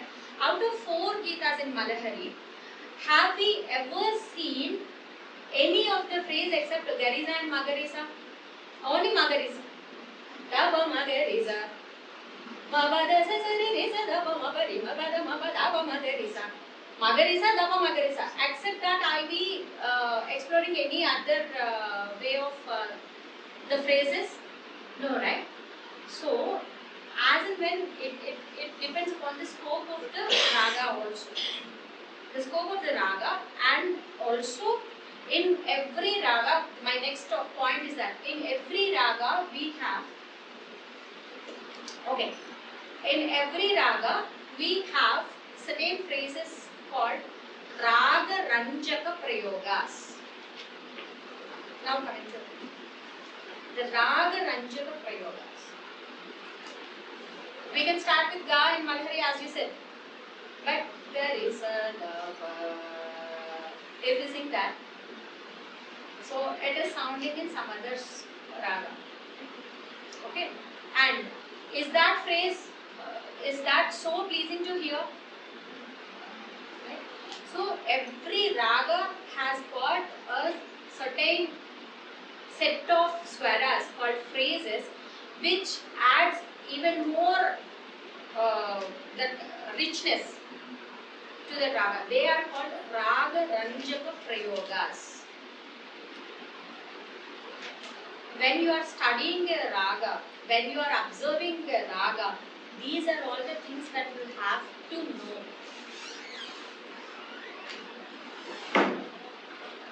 Okay? Sorry?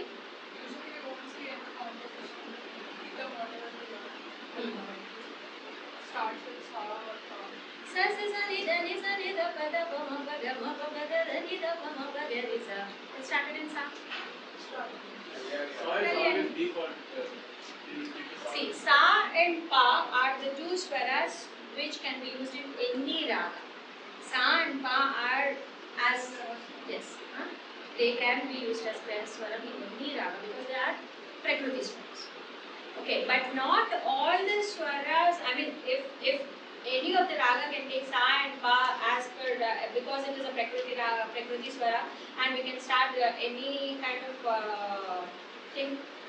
As I said, the raga ranjikam, the bhava of the raga, it depends upon some certain phrases and some certain swaras. So those raga, if I sing a raga, if someone is singing a raga, immediately I should be able to identify what raga is that. So how can we do that? Unless and until we get that tinge of that raga, we don't get that which raga is that. And how do you get the tinge of the raga? By having these raga ranjaka prayogas and certain qualities of that raga. So the points which should be considered in a raga lakshana is first the kind of raga it is, whether it is janaka raga or jani raga, then the arohana avarohana, then it comes to the swarasthanas, and then the gamakas. And by reading the arohana and avarohana itself, we will be able to figure it out whether it is a upanga raga or a bhashanga raga or vajja raga, vakra raga, and all the subcategories in the jani raga, right? And now you will understand what are all the important swaras in that particular raga.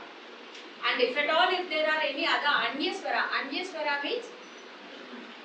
raga which is taking the swarasthanas apart from the Melakarta raga swarasthanas. That is called anya swara, a foreign note. You didn't understand? Okay. To be precise, to be simple, usually our children will get the qualities of mother and father. Okay, that is upangara. If at all, if a child is taking some other qualities of mama or atta or some others, a blood relation, some other blood relation, apart from having the qualities of mother and father, and if taking some other resemblances, qualities of other blood relation, then it is bhashanga raga. Okay, understood? So upanga raga is just our qualities for the girl, and the bhashanga raga is taking some mamas or the other qualities, or maybe the anger or the mentality of, like we keep saying, right, I'm meaning me baap bolge or auntie lady or attas bolge or something we say, right? So it's just for you to understand, okay? So that is bhashanga raga. Okay. So bhashanga raga is nothing but the raga which is taking the swarasthanas of the parent. Along with that, if it is taking some other swarasthana which is not in the set of the parent swarasthanas, then it is called bhashanga raga. And the foreign note, that is the note which is coming from outside, it is called anya swara. And the indication, how can we identify the anya swara? It is denoted with the asterisk on top of the swara, on its head. Asterisk or a star mark. Okay. So these are all the certain aspects that you have to look into the raga lakshana when you are studying it. I cannot take all the 25 ragas now to make you understand what each and every raga is. Okay. I gave you the complete picture of what raga lakshana is. Okay. Now you have to study the ragas and you have to understand what which raga is that. And for you people to make a bit easier to understand the ragas which I have given here, all the 25 ragas, just first categorize parent raga and the child ragas. Okay, parent ragas. What are all the parent ragas in that list? Categorize the parent ragas, write down the parent ragas separately, and list out all the janya ragas which belongs to that particular Melakarta raga. Okay, in this way if you can go through, it's just like that to understand ragas. Done? It is not necessary that you should at least be knowledgeable with the ragas. No. This is how you gain knowledge. Right? There are Maya Modavada, Shankarabaranam, Kalyani, Simhendra Madhyama, Shanmukha Priya, Nata Bhairavi, Harikamboji. These are all Melakarta ragas. Under these Melakarta ragas, see which Janya raga is belonging to that particular Melakarta raga. So note it down, segregate. And now once, if you take one Melakarta raga at once, so you will understand those are the Janya ragas of that particular raga. Under, for example, Maya Malagauda. Under Maya Malagauda, Malahari, Saveri, Gaula. These are all the child ragas of Maya Malagauda. So, under that Maya Malagauda, if you understand the Maya Malagauda concept, easily you can understand the other Janya ragas. In the same way, Mohana, Sudha Saveri, Kamboji, these all fall under Hari Kamboji. Okay? So this is where you can learn the ragas. And I've given you, you all have your sheets with you, right? And there is a small mistake in counting the ragas of 25, and Vasanta raga is written 2 times there. Okay, and the number is also, like I missed 24 number, but now I'll just give you the additional swara. You can include Todi, Simhendra Madhyama. Strike off that Vasanta which is repeated 2nd time, and you can include Todi and Simhendra Madhyama.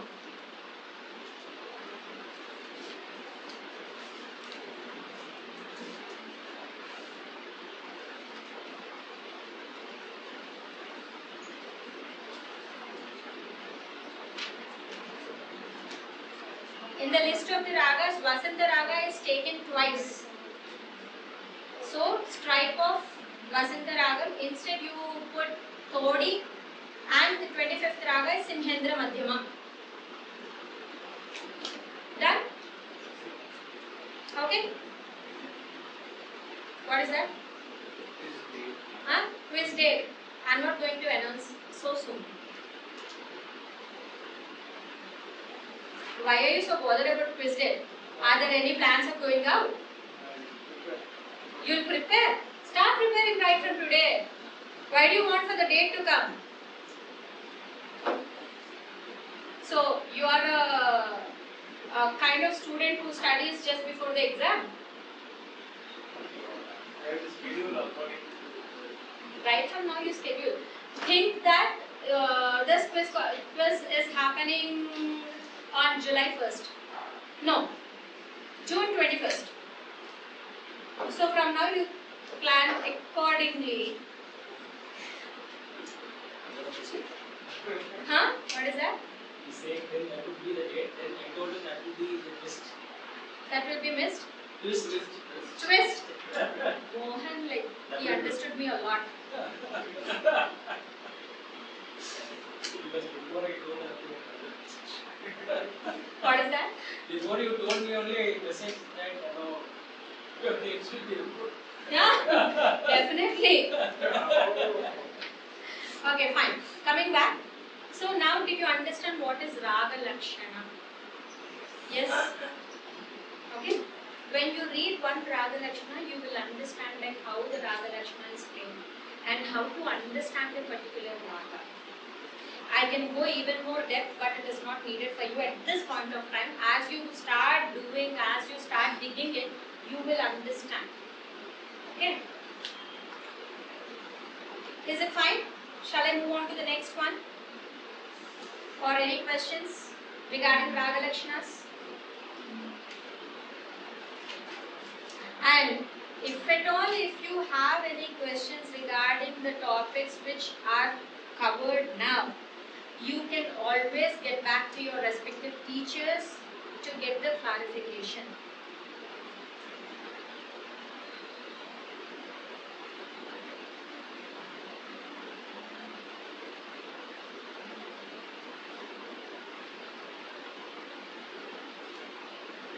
anyone having any question on this? Can I move on to the next one with your permission? Yes. Yes, Reshma.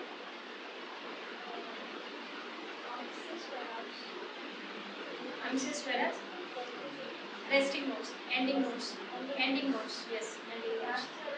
Resting notes or the repetitive note.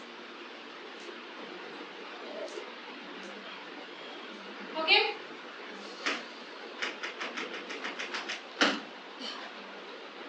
Okay. How many of you want me to take the topic Manodharma Sangeeta, and how many of you want me to take the topic of musicography? Which one? We can cover only one topic.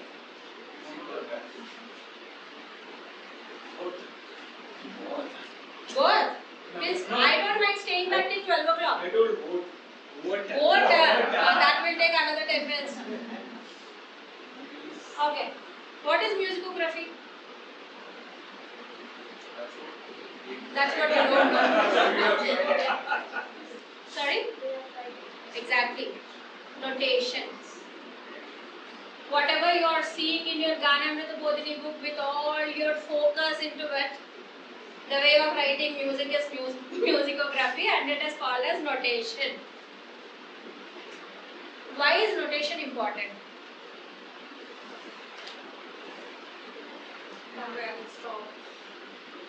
First of all, because we cannot keep everything in our mind.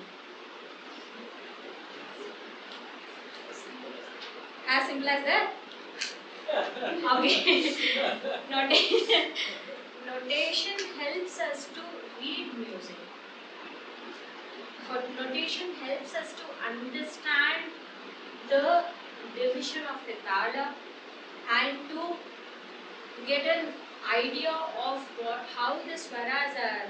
Is it in an ascending order or in a descending order, or which sthai it is. So all these can be learned or read from the notation. If I simply write Sarigama Padanisa, and can you identify which tala is that, which raga is that? No, right? So when we are doing all this, why are we writing all the ma, manota, to identify the swarasthana? And at the same way, when we are writing, if you observe, I don't know how many of you have observed that, when we look into our book, Saradi Swara, after 4 swaras, you will have a line drawn, and in the end it is like 2 lines drawn. What does that indicate? And after the center line, you will have one more line after 2 swaras. What is that indicating? The first 4 is a division of Laghu, and after 2 a line drawn, it is again a division of Dhrutam, and the next 2 it is a end of Dhrutam. The next Dhrutam, Adi Tala, right? 1 Laghu, 2 Dhrutas. So the last to the end of the Tala, we are drawing 2 lines. And now we are looking into the book only with the end of 2 lines. But earlier, we used to start with 2 lines, saying that the Avrita is starting, and then we used to show the division of the Tala, and to the end of the cycle of the Tala, we used to draw 2 more lines to see that the Tala has ended here. So the starting and the ending, like the 2 lines should be drawn. That is how we used to write down. And now the writing practice is completely lost. We have all the printed material. So that is the reason, if I immediately ask you to notate Alankara with a proper notation, no one can do that. Because we are more used to see and sing, see and sing, see and sing. That's it. We are not in the habit of writing it down.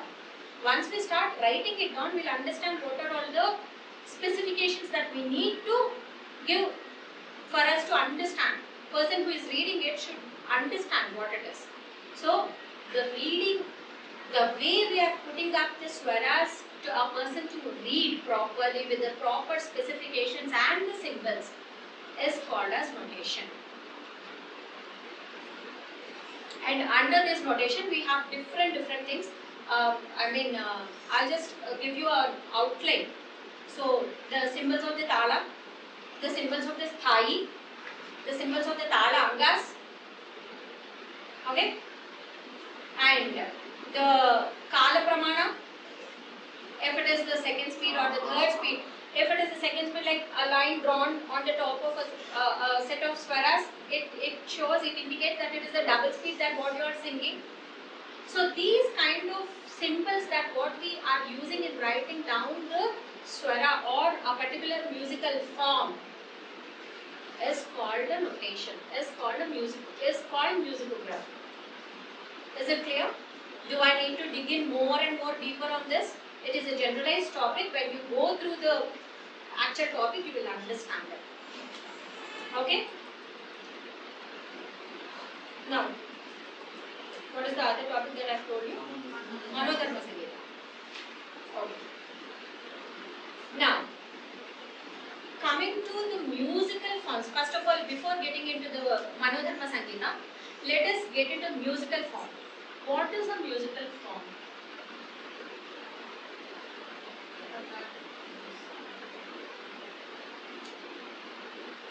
What is a musical form? Okay, in a way you are right.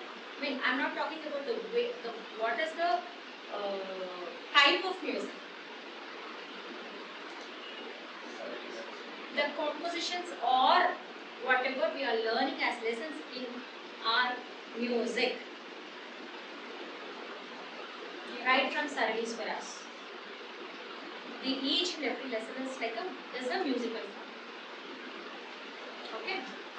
And in our Carnatic music, we have two sets. This, whatever lessons, what are the musical forms that we are learning in Carnatic music, they are divided into two sets. One is Abhyasa Gana and other one is Sabha Gana. By name itself, you can identify what it is. Abhyasa Gana is a set of lessons or musical forms which are learned for our exercising and practicing and learning a particular raga. Okay, Sabha Gana. Sabha Gana is a concert or presentation. So these are the two types of divisions that we have in a musical form. Okay, under Abhyasa Gana, right from Sarali Swaras till Swara Jatis are Abhyasa Ganas. Sarali Swaras, Janda Swaras, Gata Swaras, Upper Sthai, Lower Sthai, Alankaras, Geetas, Swara Pallavi, that is Jati Swaram, and Swara Jatis. These are all different musical forms that comes under Abhyasa Gana. That is like till there it is a learning stage. And the Sabha Gana. Sabha Gana is where you start exposing the talent or the learned material. Okay. Now, under Sabha Gana, it starts with Varnas. Varnas, Kirtanas, Kritis,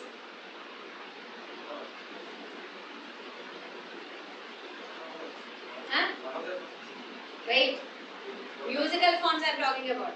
Okay, Varna, Kirtana, Kritis, Padams, Javalis, Tillanas, Darus. These are all Sabha Ganas, which all we can present. After getting onto the stage, if all the everything is said, we cannot just start singing Sarali Swaras there. Okay, in the same way, the Sabhagana starts from Varnam. Okay, Varnam is why I keep telling you Varnam is a very crucial stage in Carnatic music, because Varna is the only musical form which is also into Abhyasa Gana as well as Sabha Gana. Because the more number of Varnas you learn in multiple speeds, the more good you can go with the kirtanas. At the same time, there is a tradition which have been followed that a concert should be commenced with a varna. So that varna, from varna, it is a sabhagana. And nowadays, a small refinement is like, once in a while we could also get to see Swarajatis as a piece of starting. And in these Swarajatis, there are certain Swarajatis which are just small Swarajatis we keep learning in the Abhyasa Gana, but there are very good Swarajatis in a higher standard of Sri Shyama Shastri, and those standard Swarajatis, they are taken as the main pieces in concerts also. So, in a way, the Swarajatis are also a part of Sabhagana. Okay? Now we have covered the Abhyasagana and Sabhagana. Even till now, the Sabhagana, whatever we spoke, these are all composed, right? They were already composed and we are learning them. So, all this composed music is called Kalpita Sangeetam. That means learn. Already done, already composed.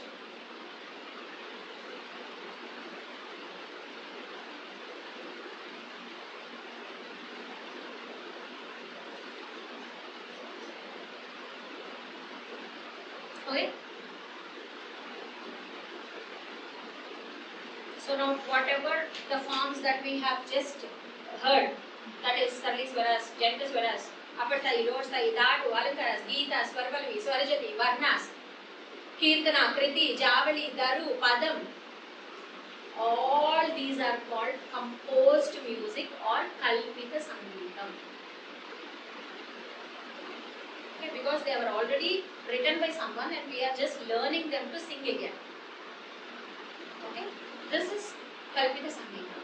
And for this Kalpita Sangeetam, at a standard, at a point of advanced learning, we will use our creativity to explore a raga and explore the swara and explore more things with our creativity. That is called Manodharma Sangeeta. Manodharma Sangeetam is Mana is self.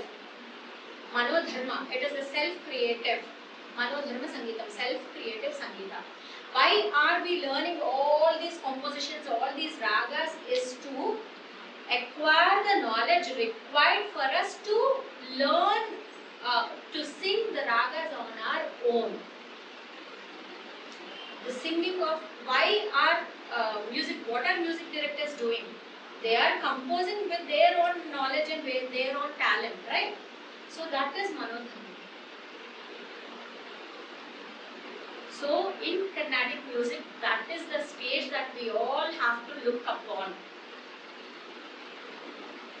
That is where you can start giving the performances. Under Manodharma Sangeeta, we have Raga Alapana,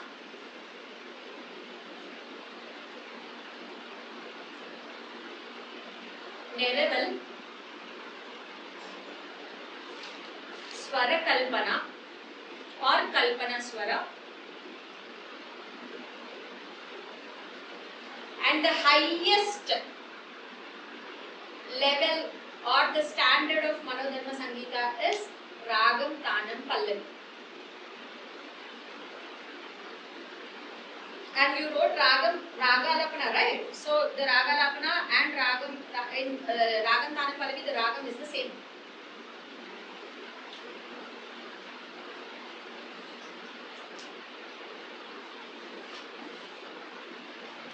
Right?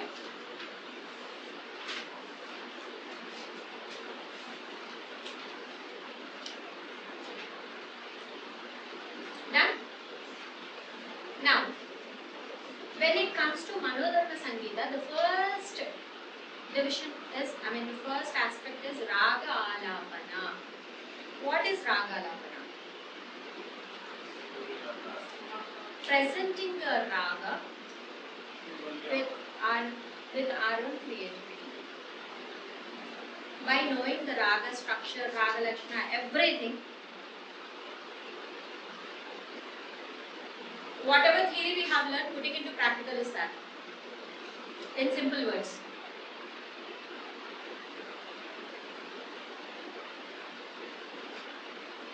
And raga lapana, when we listen to that raga lapana, when we sing raga lapana, we will use terms as tadarina, tadana. We will not use swaras there. We will not sing swaras. We will sing the swaras in akara, or we use certain syllables like tadarina, tadana, dinana, na. So these.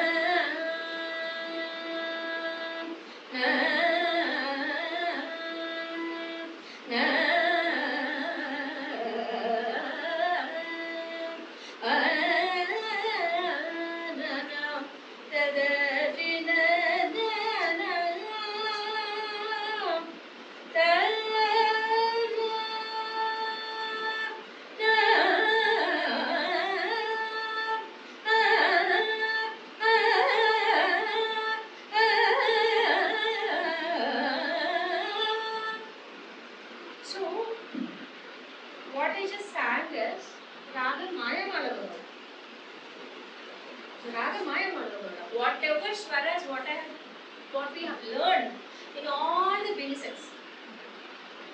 So those swaras are exercised and more mastered with the proper knowledge of raga lakshana.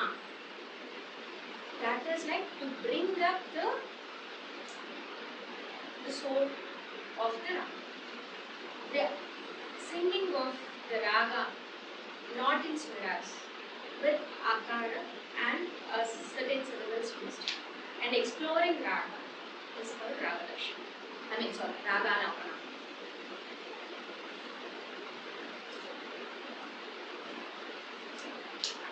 Why there is no sound?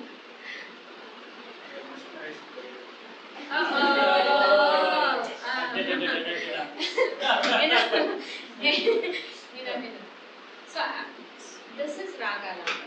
Okay, and kalpana swara. The next one is kalpana swara or swara kalpana, right? Neraval. Okay, I'll take Neraval little later. Now swara kalpana. Okay. I don't know. No, I think no one have heard about this even or something. Okay, I'm singing a small part, a pallavi, Maya Mologola Kirtana. There is one Maya Mologola Kirtana in which I'm just singing the first two lines of it. Deva Deva Kalaya Vite Charana Bhuja Sevanam Deva Deva Kalaya Vite. These are the two lines of, the Sahitya is this. Okay. Now what I'm doing is, I want to explore swara now. Now I've done exploring the raga. Okay. Now I want to bring up some creativity of mine in terms of building up the swaras. Not understanding? Understanding? Okay. Now, Deva Deva Kamalari Zani Deva Deva Gama Pada Pama Gama Gari Zani Deva Deva Pada Papa Ma Pada Pad Ma Pad Mani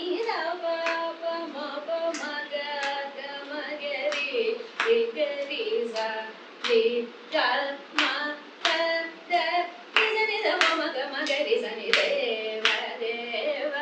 So whatever swara, what I am singing now, it is nowhere written. It is not a composed one. I am trying to compose out of my knowledge and what I've learned.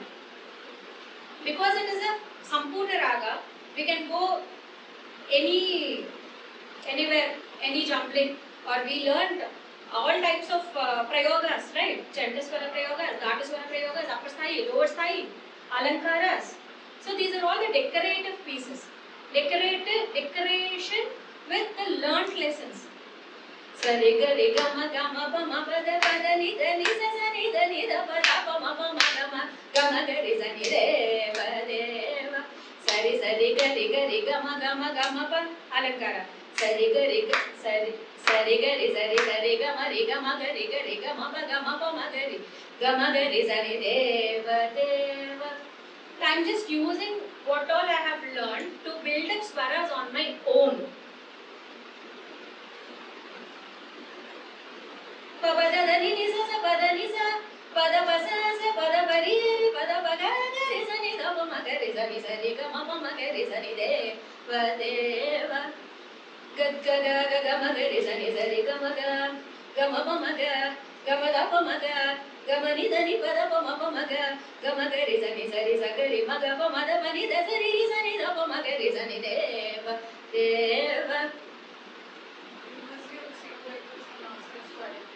So everyone is in the context of quiz only come out of that. This quiz is a kind of motivation for you to understand the subject and topics, okay? Don't take everything in terms of quiz.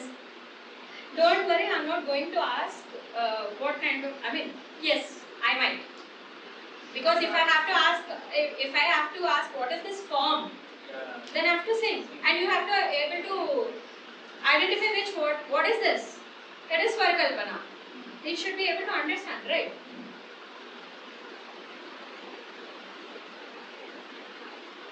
This is Swara Kalpana, and the singing of swaras in terms of enriching the composition, enriching the kirtana, enriching the ragam. So we are using all our learned knowledge to build up our own stuff. You are saying that and simply I was speaking your mouth and it was going in a clear So it was very good to hear actually. It was so good to hear. So instead of quiz, then I should arrange my concert.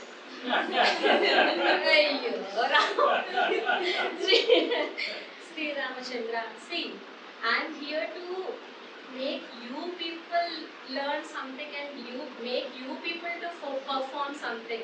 If I sit and perform, what is the use?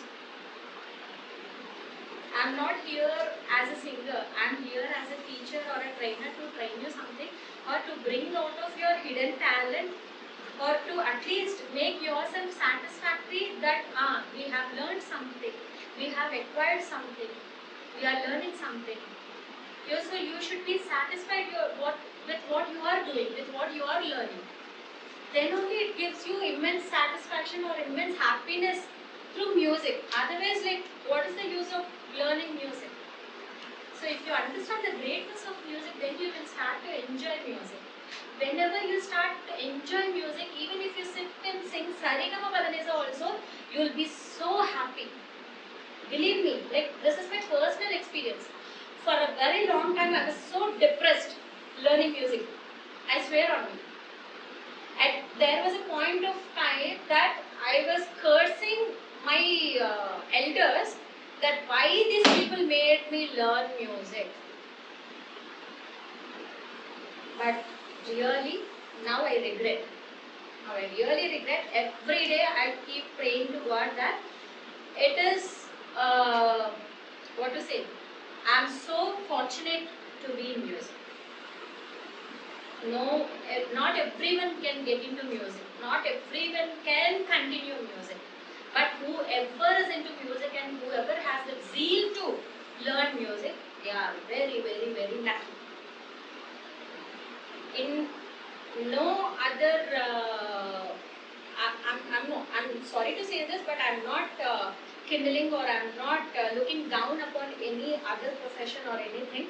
But this teaching is a profession where it gives immense satisfaction when you transfer your knowledge and you see others are receiving it and building up and they are turning into a worthy persons. So coming back. So this is how Manodharma Sangeeta is, and this is the standard that everyone has to look upon whoever is pursuing music. This should be their goal. No, I have to reach that Manodharma stage. I have to reach there. I have to at least sing few ragas for my happiness, for self-satisfaction. You need not go do kacheris. If at all, if you are lucky enough, you might get chances of giving the concerts also. Who knows? But there should be a consistent learning and a regular practice will take you there. And the next part of Manodharma Sangeeta is Neraval. Neraval is the same again. It is like Raga Lavana, but you will only do with the Sahityam of the Kirtana or whatever you are doing. If it is a Pallavi or if it is a Kirtana or whatever it is, we'll take few lines. Now I took Deva Deva Kalayamite. Okay, taking that Deva Deva Kalayamite, taking that Sahitya into consideration, improvising that particular area with your own creativity is called Neraval. For Ragam, Raga Lapana, what is the difference between Raga Lapana and Neraval? Raga Lapana, you will only use certain syllables and akara, and there is no time measurement for that. Though there is a rhythm is there, laya has to be there, everything should be there, but there is no consistent talam measurement for Raga Lapana. Whereas for Neraval, you will have to improvise the giving sahityam with the proper division of the tala. So that is Neraval. Kalpana Swara and Neraval will have to go with the tala. That's why in concert we will all open rhythm in the same. Yes. When the Raga Lapana is happening, a violinist, they will accompany it. Yeah. But not, Mridangam will not go there. Okay. Now, we completed Ragam, Swaram, Neraval, and the utmost, the higher degree of Manodharma Sangeeta is Ragam, Tanam, Pallavi. And the Ragam, Tanam, Pallavi is a item which everyone is fond of. Okay, even the presentator who is presenting that Ragam, Tanam, Pallavi is also super excited. And if we come across this person is taking Ragam, Tanam, Pallavi, then the real audience of Carnatic music, lovers of Carnatic music, even if they are ready to leave, they'll stay back and listen. So we know what is Raga Lapana now. We'll just take Tanam. Okay. Tanam is a form which is in Madhyama Kala. It is in a medium tempo.